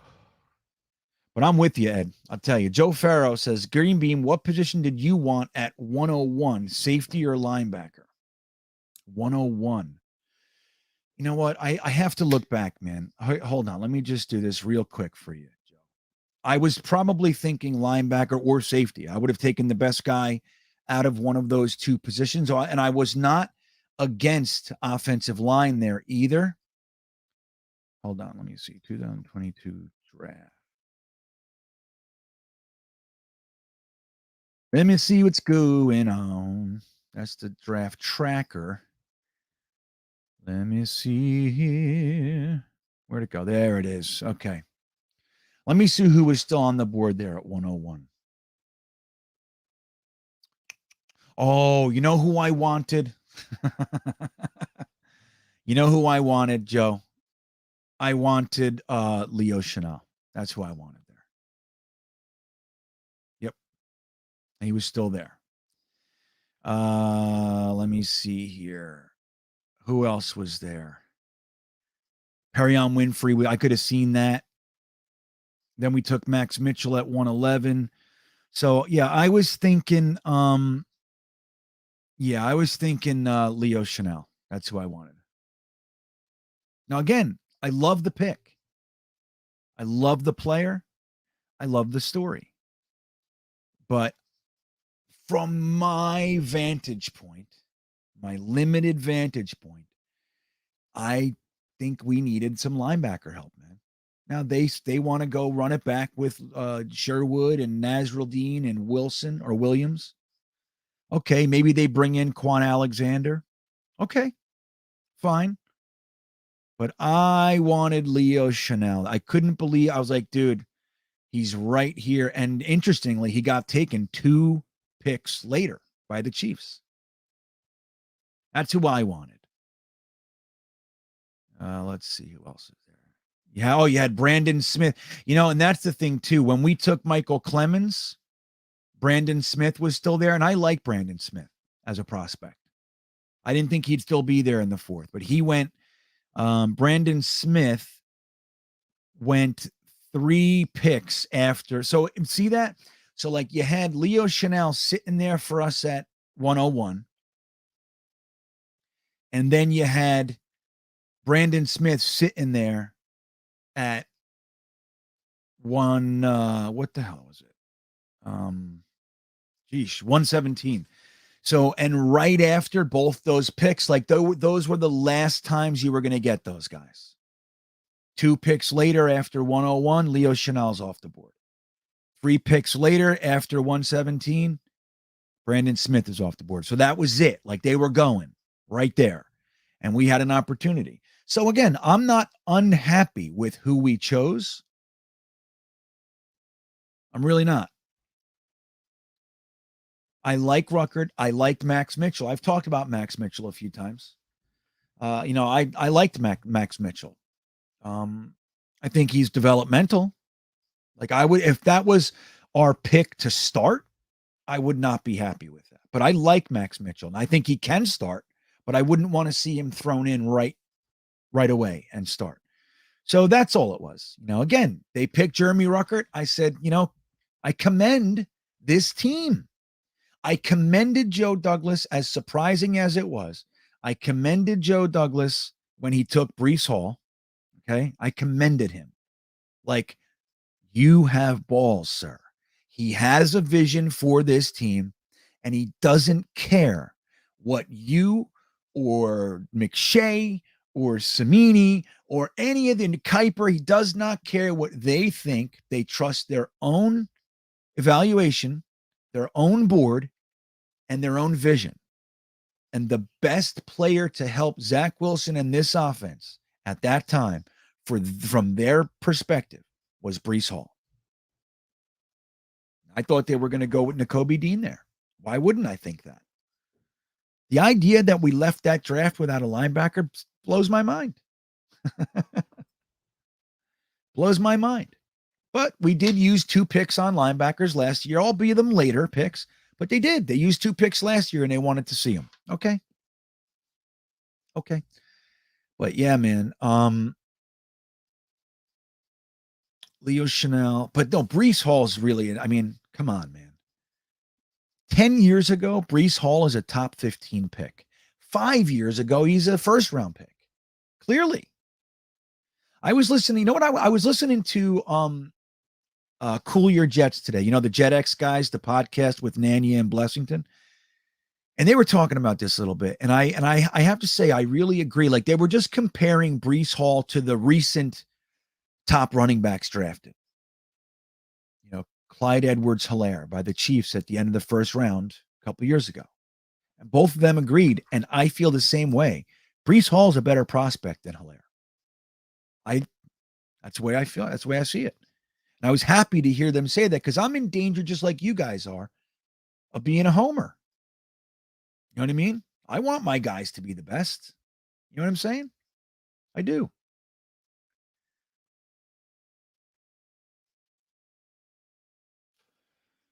So,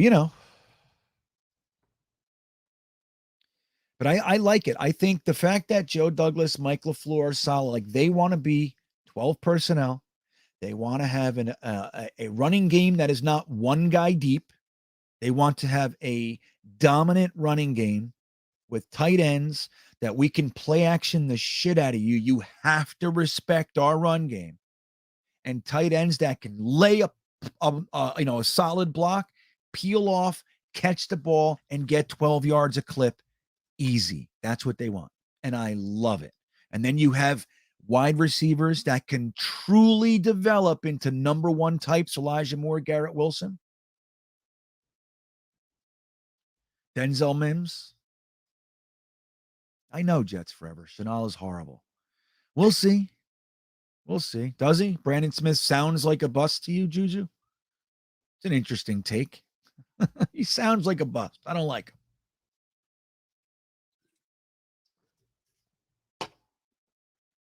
Well, look, when you're talking about guys in the fourth round, end of the third and fourth round, you're talking about guys that could start, but more than likely need a minute. That's why they're there in the fourth round. That's why they're there. Now, guys slip. Guys who were supposed to be seconds are there in the third. Guys who are supposed to be thirds are there in the fourth. Guys who are supposed to be firsts are there in the second. That's why our two picks in the early top end of the second were so valuable. I mean, look, one was so valuable that all we needed to do was throw a fifth and flip-flop thirds, and we got another first out of it. And we moved up, what is that, 2, 4, 5, 6 spots deep into the first. 6 spots back in. That's how valuable that pick was. We could jump back into the first for a fifth. And then you got the other one that's valuable enough to get a first-round running back sitting there. So it's going to be interesting. Right, Adrian?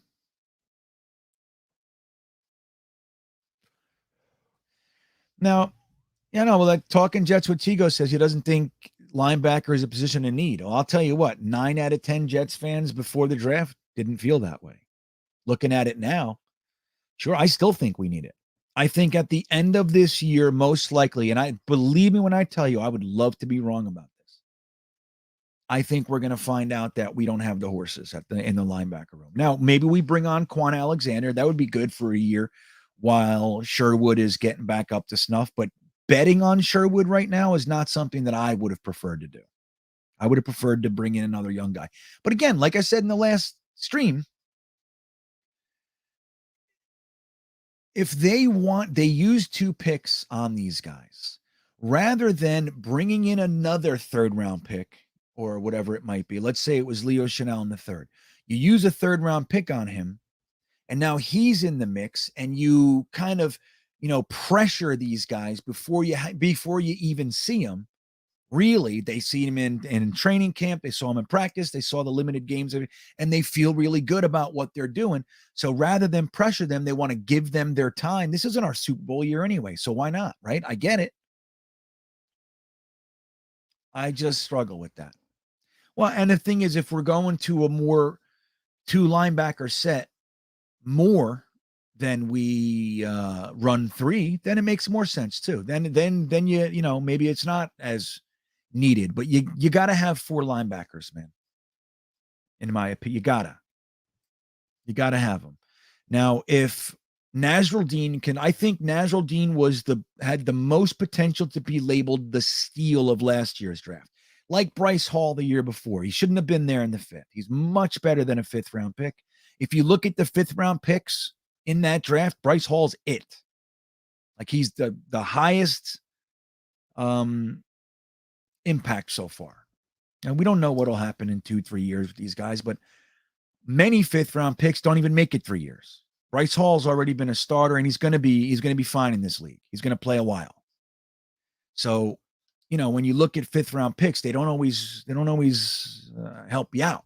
right? But so that's a steal. When you look at Nasruddin, he was actually being discussed as a second-round pick earlier. So to get him in the sixth, now he's switching positions, so it's going to be time and everything. So maybe, man, the guy's got chops. Make no mistake. So maybe they're super confident. Now, I don't feel all that confident with Quincy Williams. I don't. I like what he brings when he brings it, but holy shit, was he a liability in pass coverage. And he has a lot of missed tackles too. Like, so he's kind of, now it's his first year in the system. And hey, I don't know how it's all going, how much he's digesting and where his difficulties are and all that. I feel nervous about him. I think he looks like a very good rotational piece. 15%. That's why I see him. Like full specials. He comes like a freight train on punts. Great. Full specials, 15% of the defensive snaps kind of thing. That's how I see him. Maybe I'm wrong. I would love it. You know how great it would be that our 4th and 6th round picks from last year and a waiver wire scrap heap guy end up being our starters and they're good? You know how freaking great that would be?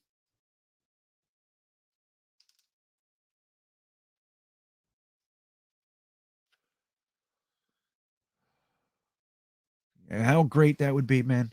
Shit. Let's see. Yeah, I didn't see the contract, but I saw it. You know what Tom Brady's first game is going to be ever covering?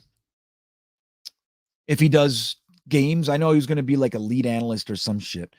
I hear it. I don't even care. Like, you know what I mean? I'll listen on. It's not like I'm trying to avoid it, but I didn't really digest all the information. But he's going to cover the Jets. That's what they're going to do. That's fun to the NFL.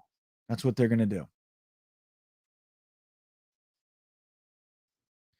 Yeah, Youssef. Well, that's the hope, right, buddy? That's the hope. That's why guys like Mutt Viles and everybody else are so excited about that potential.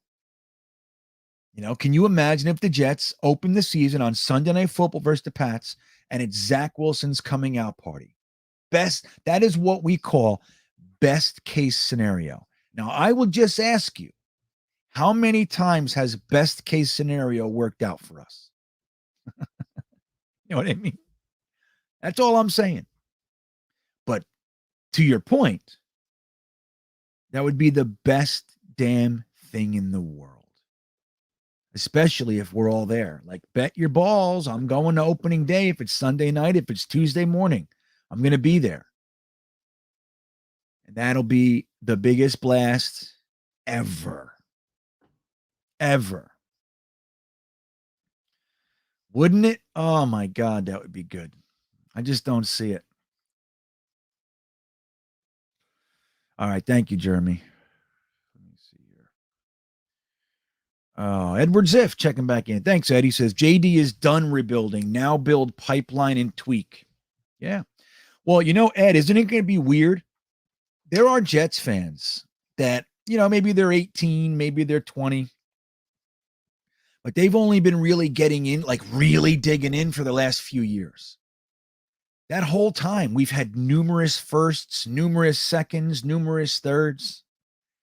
This year, and we're not getting comp picks this year. I'll make a video on that to explain it, but we're not getting any unless something very, very strange happens. So we got an extra 6th for Blake Cashman. Maybe there's some additional trades coming. Doesn't look likely. But we're going to have to go back to the paltry 1 pick a round, Ed. 1 pick per round. And if we're any good, we're also used to having a top 5 pick, right? The last how many years? The only year we didn't was when we were at 11 with Mekhi Becton after our 6-2 run at the end of the year to end 7-9 in 2019. Well, then in 2015, the 2016 draft, we had the 22nd maybe, and we picked Darren Lee. Other than that, we're used to being in the top. So how weird is it going to be when the Jets have the 20th overall pick, 24th overall pick, and that's it? until the second round, the end of the second round, right? You're going to see what Joe Douglas has done here. Joe Douglas, what he's done has been magical. As far as the moves themselves, now we don't know how the players are going to work out. That takes time. But we feel good about them. But look at what he's done. He's given us 3 consecutive years of multiple picks. Now, 3 years ago, it was the 2/3 for Leo, right? He might have had like 2/5 too. I forget. But then 2020, I forget what it is.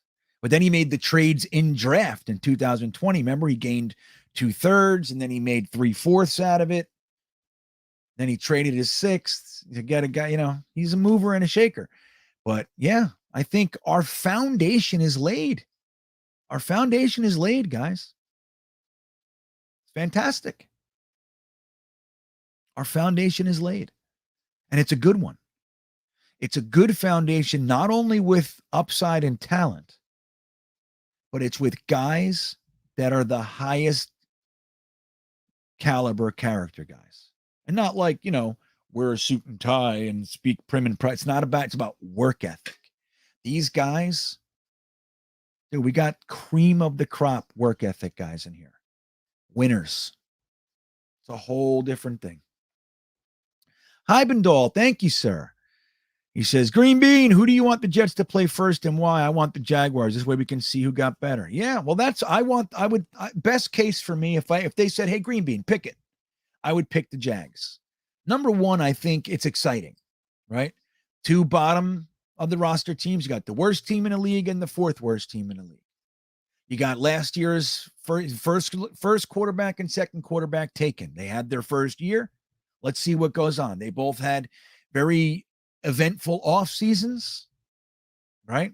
The Jaguars had the number 1 overall pick this year. We had the 4th overall pick. We had 3 firsts. They had, I think, 2 or whatever it was. They paid big contracts out there. They got in Scherf and Kirk and all those guys, and we went and got Lake and Tomlinson. So there's all that. Let's see who's climbing out of the basement better. But in addition to that, I think of the Jaguars as our peers. Last year, when we played our peers, the Texans, the Jaguars, who else?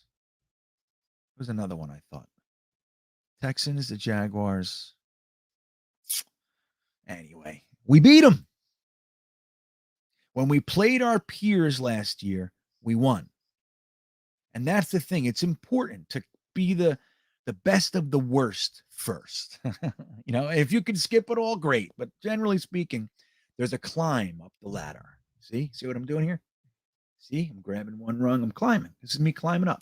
I usually do this, though, when I'm climbing up. So I'm climbing up the ladder, and it would be better on that front. But the other side of it is like there are speeds, so we're more likely to have a positive showing. If things go wrong, it's not like the Patriots can smell blood in the water. Bill Belichick can exploit your wound. I mean, it would be better to win against the Patriots, of course, but I would love to start it with our level and get the team going for 2022. Maybe start 2-0. Maybe start 2-1. You know what I mean? And get the season going, then play the Pats and the Chiefs. And you know what I mean? That's my preferred. I would rather do it that way. I understand, though. I got lots of excited Jets fans. They want to see, they want to go big or go home. I get it.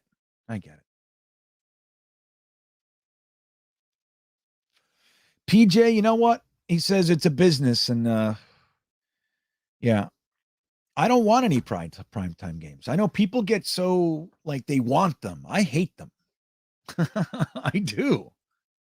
I mean, when we're a winning team and you play a big rivalry on Sunday night, I get it. But most of the time we go on national TV and we get our asses handed to us. And there's the other thing. It's just like, I love 1 o'clock and 4 o'clock football. I like buckling up, sitting down, turning everything on and watching football all day Sunday. That's what I like.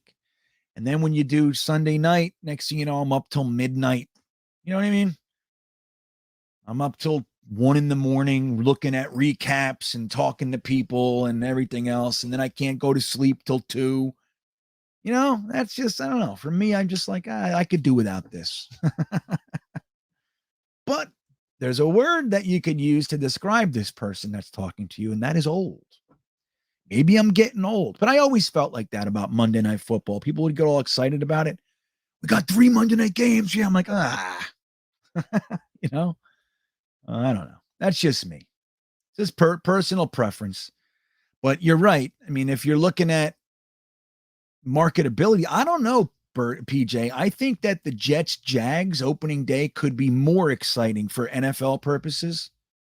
And if they did it right, they could market the shit out of that. Trevor Lawrence versus Zach Wilson, year 2. Who got better? Which one's going to start to, make the jumps in their careers? Which one looks like the most recent bust? And then imagine if they both throw for 350. You know what I mean? And it's a back and forth. It's like, really exciting offensive game. Then it's telling the NFL, holy shit, we got the changing of the guard here. We got the next generation. So I could see it that way. Jets, Pats, dude, they beat us, 4 years in a row? Swept us? Yeah, Dennis says red zone. How great is red zone, though? You know what I mean? It's like when your game is not on, red zone is like 4 hours of the most exciting game in the world. Now, me, I like to watch, especially when I buckle down with a game, like I settle in.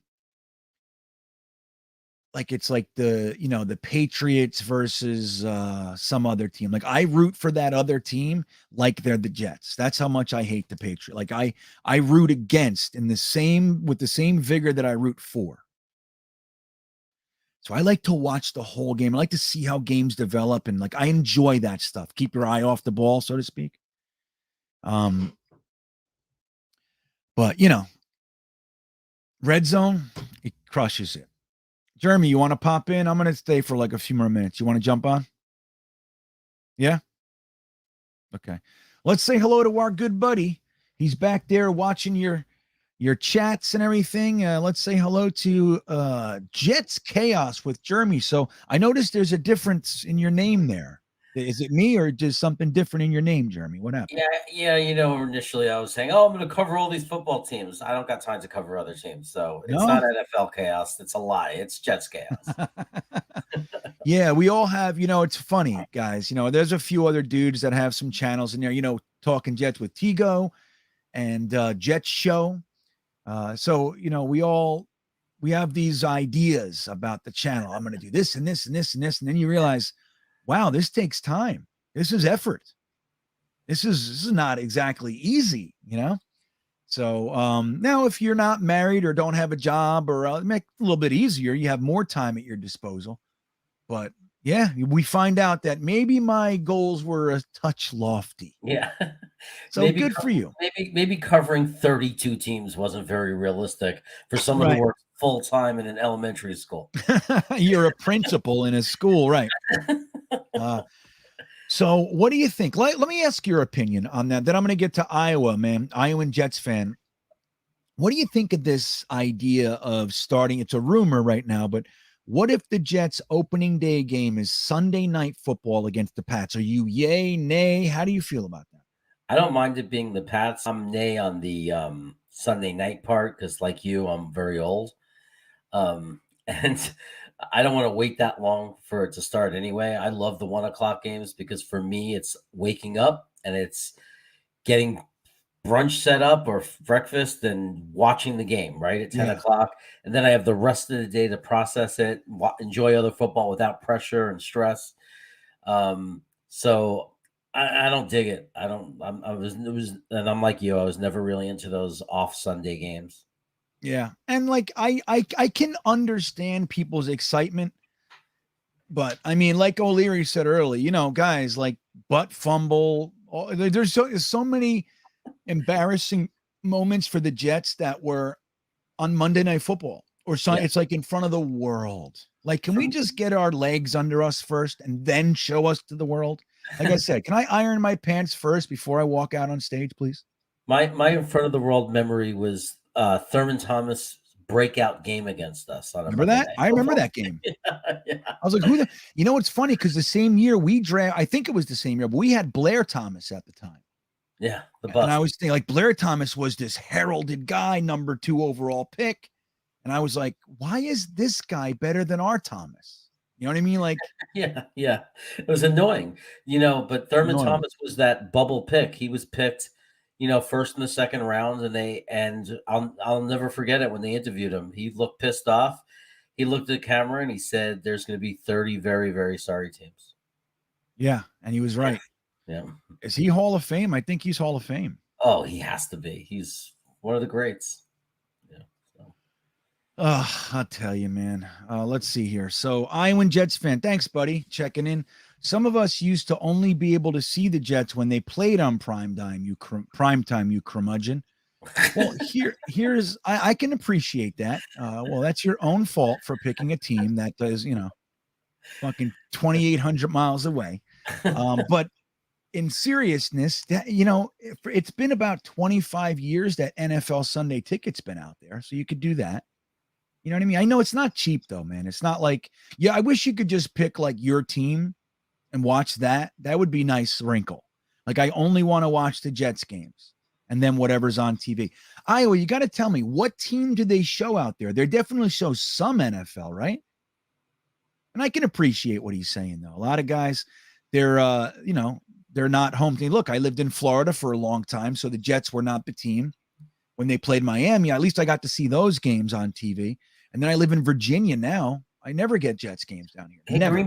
Greenbean, is your wife getting a college email address? Oh yeah. From her job? Mm-hmm. $99, all the football games. Yeah, I know. I've been doing that for years. Okay. My wife would, thank you though, but my wife has been a student up until this year.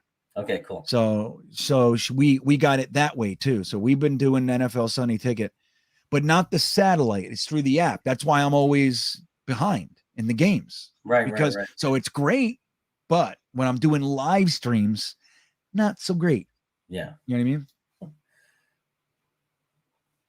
Oh, Tigo says, yeah, he was trying to be an NFL channel too. I just lost the comment though. I don't know where the hell it went. Anyway, let's see. What's up, Ruggs? Good to see you. Let me see what we got here. I'll get a few more comments. So, all right, SDA Jets comes in. I didn't read it yet. I have a feeling it's positive. I could see it. Picture this. All right, here we go. I'm picturing it, Jeremy. Picture this. Week 1, Sunday Night Football. Final, Jets 28, Pat 17. Sauce gets a pick. JJ gets a sack. Garrett and Hall both score.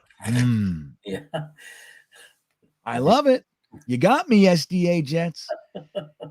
That'd be pretty awesome. Picture this. And I'm not trying to be negative. I'm just for perspective. We go to Sunday Night Football.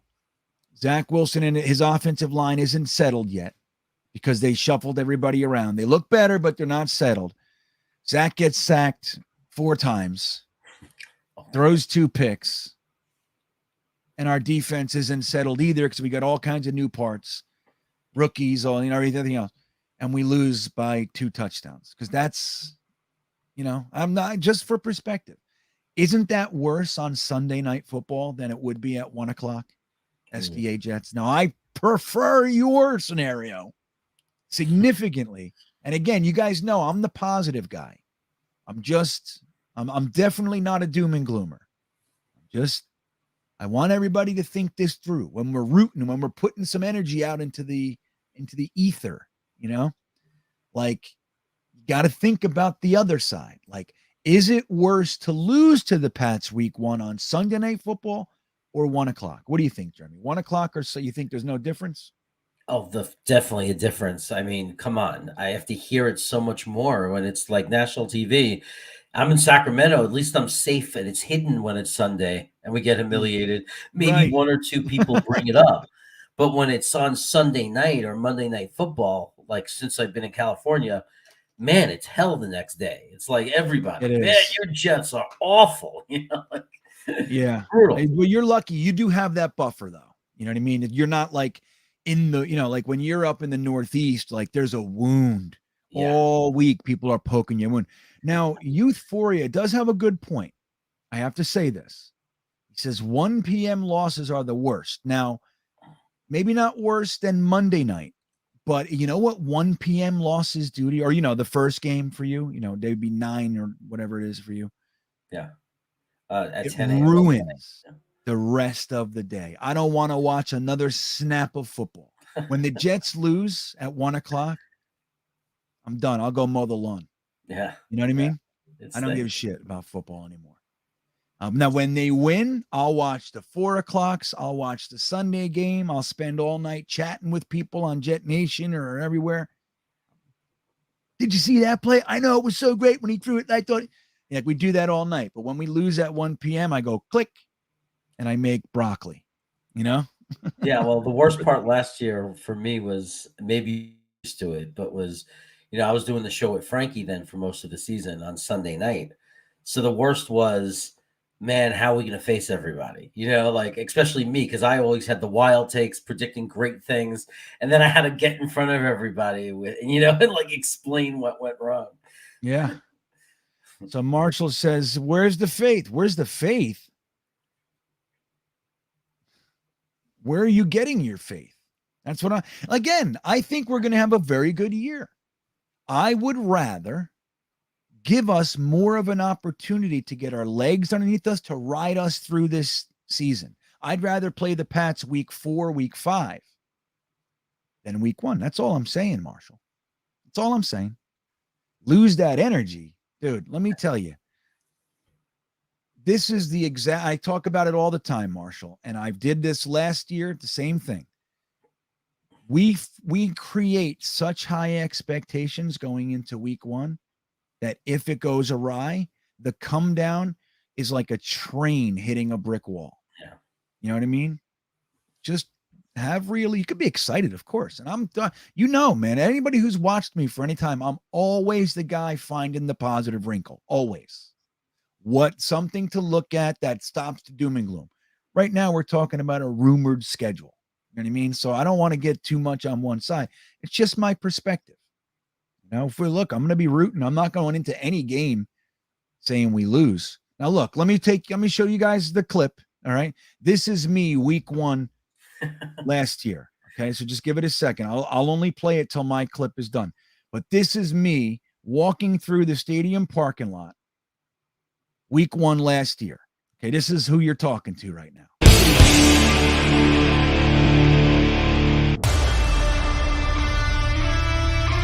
With high pressure in control. Man, that looks great. Jets! Oh my God, it's so beautiful. 78 degrees, Jets football, and we're winning. That's what's going on today. That's why everybody's so psyched. This isn't no happenstance. This is a guarantee, just like Joe Namath said. See that? There are a few things. See? That's me. And we were playing the Pats. And we just got beat by Carolina, and Sam Darnold and Robbie Anderson did the Jet thing, and we just I'm positive. I'm a positive guy, Marshall, I promise. So some guy says, do you guys remember the 2-11 Dolphins when the 2-11 Dolphins beat the Pats, who were 12-1 on Monday night? I do remember that. Probably the best non-Jets game I've ever seen in the regular season. Yeah, I love shit like that, man. Like I said to you guys, I root for the Jets.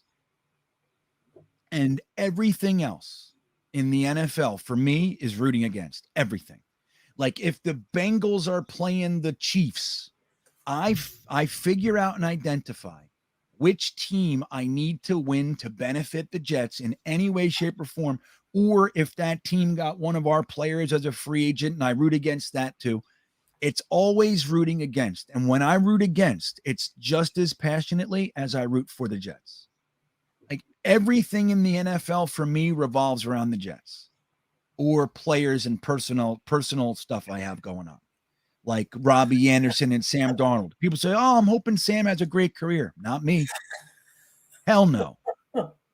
You think I want Joe Douglas to trade away a quarterback for a second, a fourth, and a sixth, and for him to be a Hall of fucking Fame? No. Absolutely not. I root against. Now, as a person, of course not. I'm talking about in the NFL sphere of things. I root against. That's how I root. Maybe it's wrong. My wife tells me I should go to therapy specifically to work through my resentments on football. Hey, I was right there with you. Do you remember me texting you every time Jamal Adams messed up that one game? There was a game against the Rams, and I was texting you, GreenBean, he just got burned, and you were so happy. You're like texting back, like, yeah. Yeah, because I couldn't see it. Right.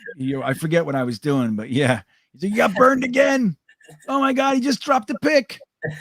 Like, okay, this is right. Like Jamal Adams is a good example. Do you think? I mean, I know fans do this, and it's whatever it is. There's no right or wrong. I'm just saying, for me, when Jamal Adams went out there, and we traded him to the Seattle Seahawks, do you think it is not within my personal capabilities to hope he does well? Never, especially the way he left. That's just how I roll. That's how I roll. So, all right, what else? I'll do one more comment. Let me see. Marshall I'll do one after Marshall. He says, GreenBean, I'm a long time follower. Just don't comment a lot given schedules. I know you're a positive guy. Yeah. And I agree with you, Marshall. I do. There is something different. And as you know, if you watch me for a little bit, there's a progression, an upward trend. It's being built correctly. Maybe not perfectly from my crazy perspective, but it's being done the right way. And I'm just as excited as everybody else. I really am. More so than a lot of people I end up mixing with out there. But I would just rather not play the Pats. That's all this, that's it. Now, when we play them, I do think we have a better shot to beat the Pats this year than in many years, the prior. And I appreciate you clarifying and stuff. And we're just busting balls in here anyway, too. So, but yeah, I love that you guys are positive. Don't get me wrong. We'll do it again this year when we do our season predictions. Last year, we did 2 streams where we picked our official. Well, one was like a pre-official. We came up with 12-5. And the next one, when we did the official, like we did a whole stream, we went through each game. We talked about it. Will we win or lose? And I had like over 350 people in that stream. And we came up with 11-6. That was our official prediction for the season. It's good, feeling good, but that shit was dashed on the rocks. So maybe this year we'll do a little bit better. That would make me very happy. What do you think? What do you think, Jeremy, before I get to Brian here, what do you think as of right now, if no injuries, assuming everything goes okay, what do you think a realistic record is? I'm feeling, and I'm not being a homer in this, like I really was looking at it and thinking really hard about possibilities. I'm thinking 9-8. 9-8. I'm right with it. I think 7 is our floor. A ball bounces one way or the other. It can go 7, 8, 9. Any one of those, I think, is a very successful season. Even a 7, like 7 and you lose a couple by 1 score kind of thing. That's great. Zach looks good. He throws for 3,800 yards or 3,500 yards and more touchdowns than picks. That's what I'm looking for. So this is going to be the end. We'll do Brian's super chat here.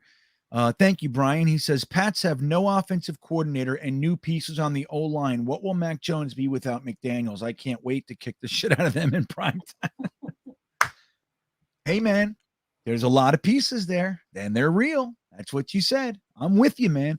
And let me tell you, their draft, as much as I like Cole Strange, you could have gotten Cole Strange. Even if you wanted to reach, get him in the second. He's going to be there.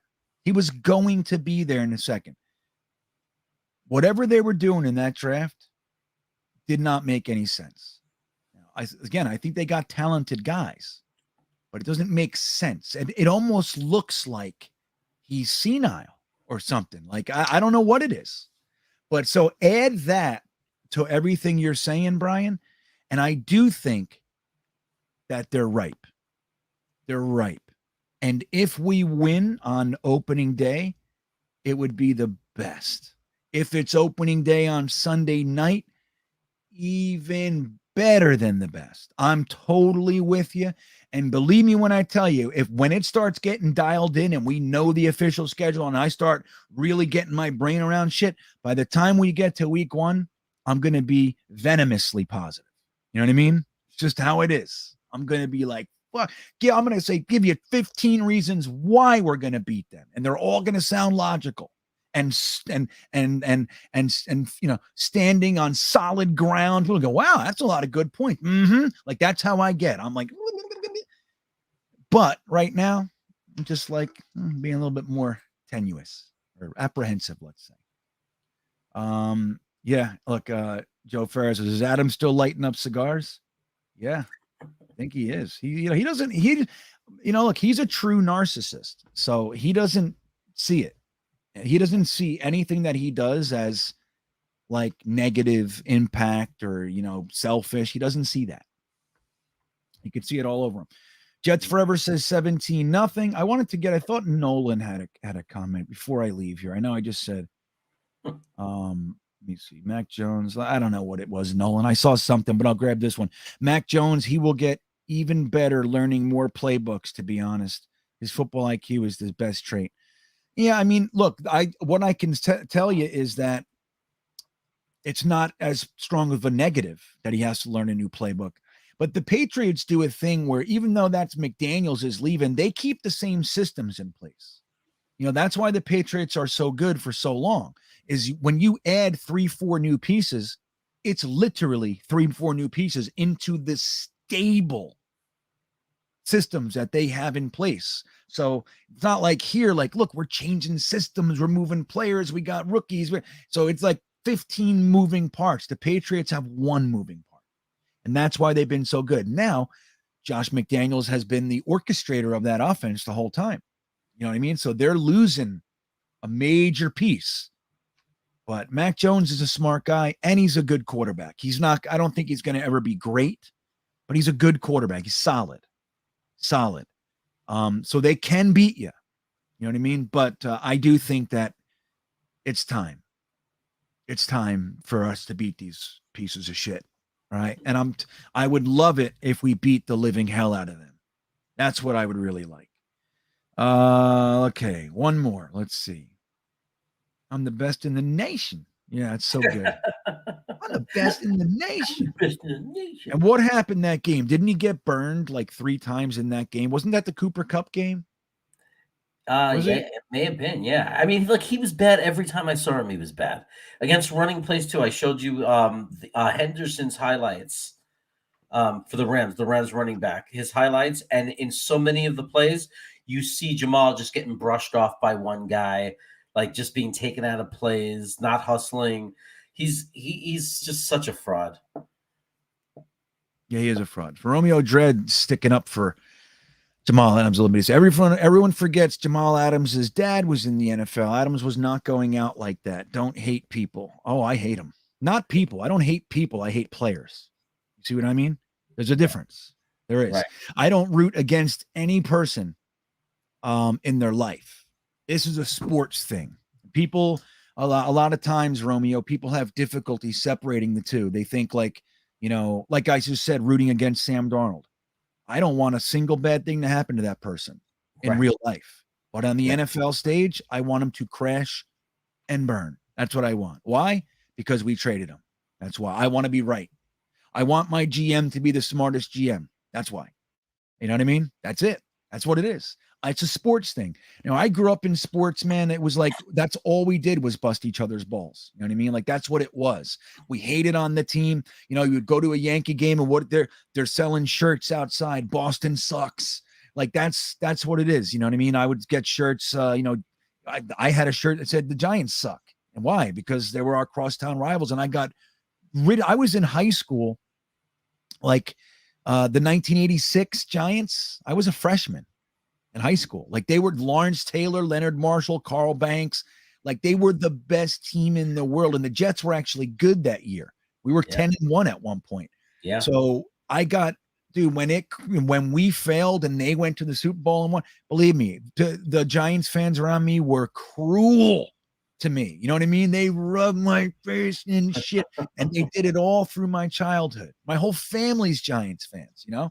So that's kind of how it is for me. Sports to me is lighthearted ball busting. That's what it is. We're rooting for a team. When they're great, you get to win.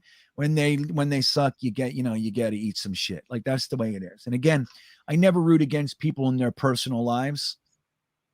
Except Jamal Adams, of course. No, but I really don't. No, I don't. It's different for me. It's different. It's within the NFL, and that's how it is. But I think Jamal Adams is a very, very selfish player. He's a selfish person. Like when I said narcissist, that I guess I'm talking about the person there. I am. But because he's a narcissist, I'm not rooting for him to have pain in his life. You know what I mean? Just the NFL. So let's see. I hope that clarifies it, Romeo. Let's see. People were. Oh, he said again. He's continuing. All right. Romeo says everyone wants players to be team first, but there are people with families. Yeah, that's what I'm saying. That's what I'm saying. I don't know why you're getting. It seems like you're getting upset. I don't disagree with you or agree with you that passionately, but in the NFL sphere, I don't give two shits. I root against people. That's what I do. You know what I mean? And again, it's not personal. It's not about the person. I don't want their wife to divorce them. I don't want their kids to get sick. It's none of that. I would never. But as far as my team versus your team, I hate. That's how I root. I'm a hater. Yeah, I mean, he could play poorly the rest of his career and play like crap. He's a multimillionaire. He'll have a fine life. His family's fine. I mean, we could root against them on the field. It's not going to hurt his life with his family because they have plenty of money. And like you said, we're not hoping anything bad happens to him or his family outside of the game of football. Yeah, totally. And I'm very happy that he gave us a list of teams that he wanted to go to. It just so happened all of them were already winning franchises because he didn't want to do the work part of it, like help build a team. He wanted to be a part of a winner, which is where the cigar thing came from. And I'm very, very happy that the team degraded from the moment he got there, almost like right after that little hump. They've been going down. Now, we don't know what Seattle has in store for us the next couple. Pete Carroll's a great coach, and they're a strong organization and all that, so we don't know. But I'm so happy. I'm so happy. And I'm happy, too, that Sam threw that bomb to Robbie Anderson and they did the Jets thing. That was to us. Now, it's to the organization, but we are the organization. It's like when people say you don't say us when talking about a team, I completely disagree. Yeah, 100%. I've been here longer than the owner. All right. I am the Jets. You are the Jets. You know what I mean? So when they rub things in the Jets, that's me. I don't like it. Again, in the NFL sphere. So do you think I took great joy in? You think I didn't take great joy with Robbie Anderson throwing his helmet near Sam and yelling at? I love it. I love it because I want them both to fail in the NFL. So that's just it. You don't have to agree with me, but again, talk. This is the last one, I promise. Seattle immediately going into rebuild after paying Jamal is quite literally top 5 moment in being a Jet. Yeah, it's great. It's great. I don't have top 5 Tigo, but it's fantastic. I'll give you that. We got a couple moments. I think we have 5 or 6 good moments in our history. So that's a good one. All right, guys. Well, listen, thank you. This was 3 hours. No, 2 hours. 2 hours and 12 minutes. That's what it was. So good enough. This is a good show. I'm glad we're back on Tuesday night. This is where we let our hair down a little bit. You know what I mean? It's not so formal. But Jeremy, thanks for coming on. Why don't you let them know what do you got going on with your channel? Did you change the name? Anything else going on? Just our normal, we're gonna do Wednesdays and Sundays. Either usually at 10 p.m. on Wednesdays, 9 p.m. on Sundays, and I'm doing a lot of short videos. So just if you subscribe to the channel, you'll get notified. You can hit the bell, and you'll know when they come out. So appreciate all the support. A lot of your peeps already give me so much support, GreenBean. So I'll take this opportunity to thank them all because it's been a lot of fun doing the channel. Yeah, it's awesome, man. And look, I appreciate everything you do. You help me over here all the time. So whatever I can do, for Appreciate you. And look, Jeremy's a good dude, man. I mean that sincerely. So, you know, he's a good guy to follow as long as he doesn't eat cereal on the thing. Yeah, guys, listen, I appreciate you being here. I've been online essentially since 8 p.m. So Tuesdays are a good one. I love hanging out with you guys this long. You guys are the best. And I appreciate it, man. So we will see you next time.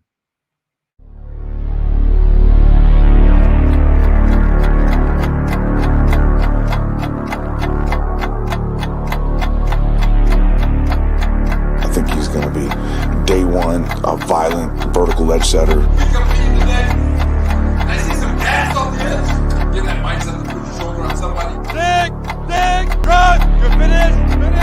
Hey, first down.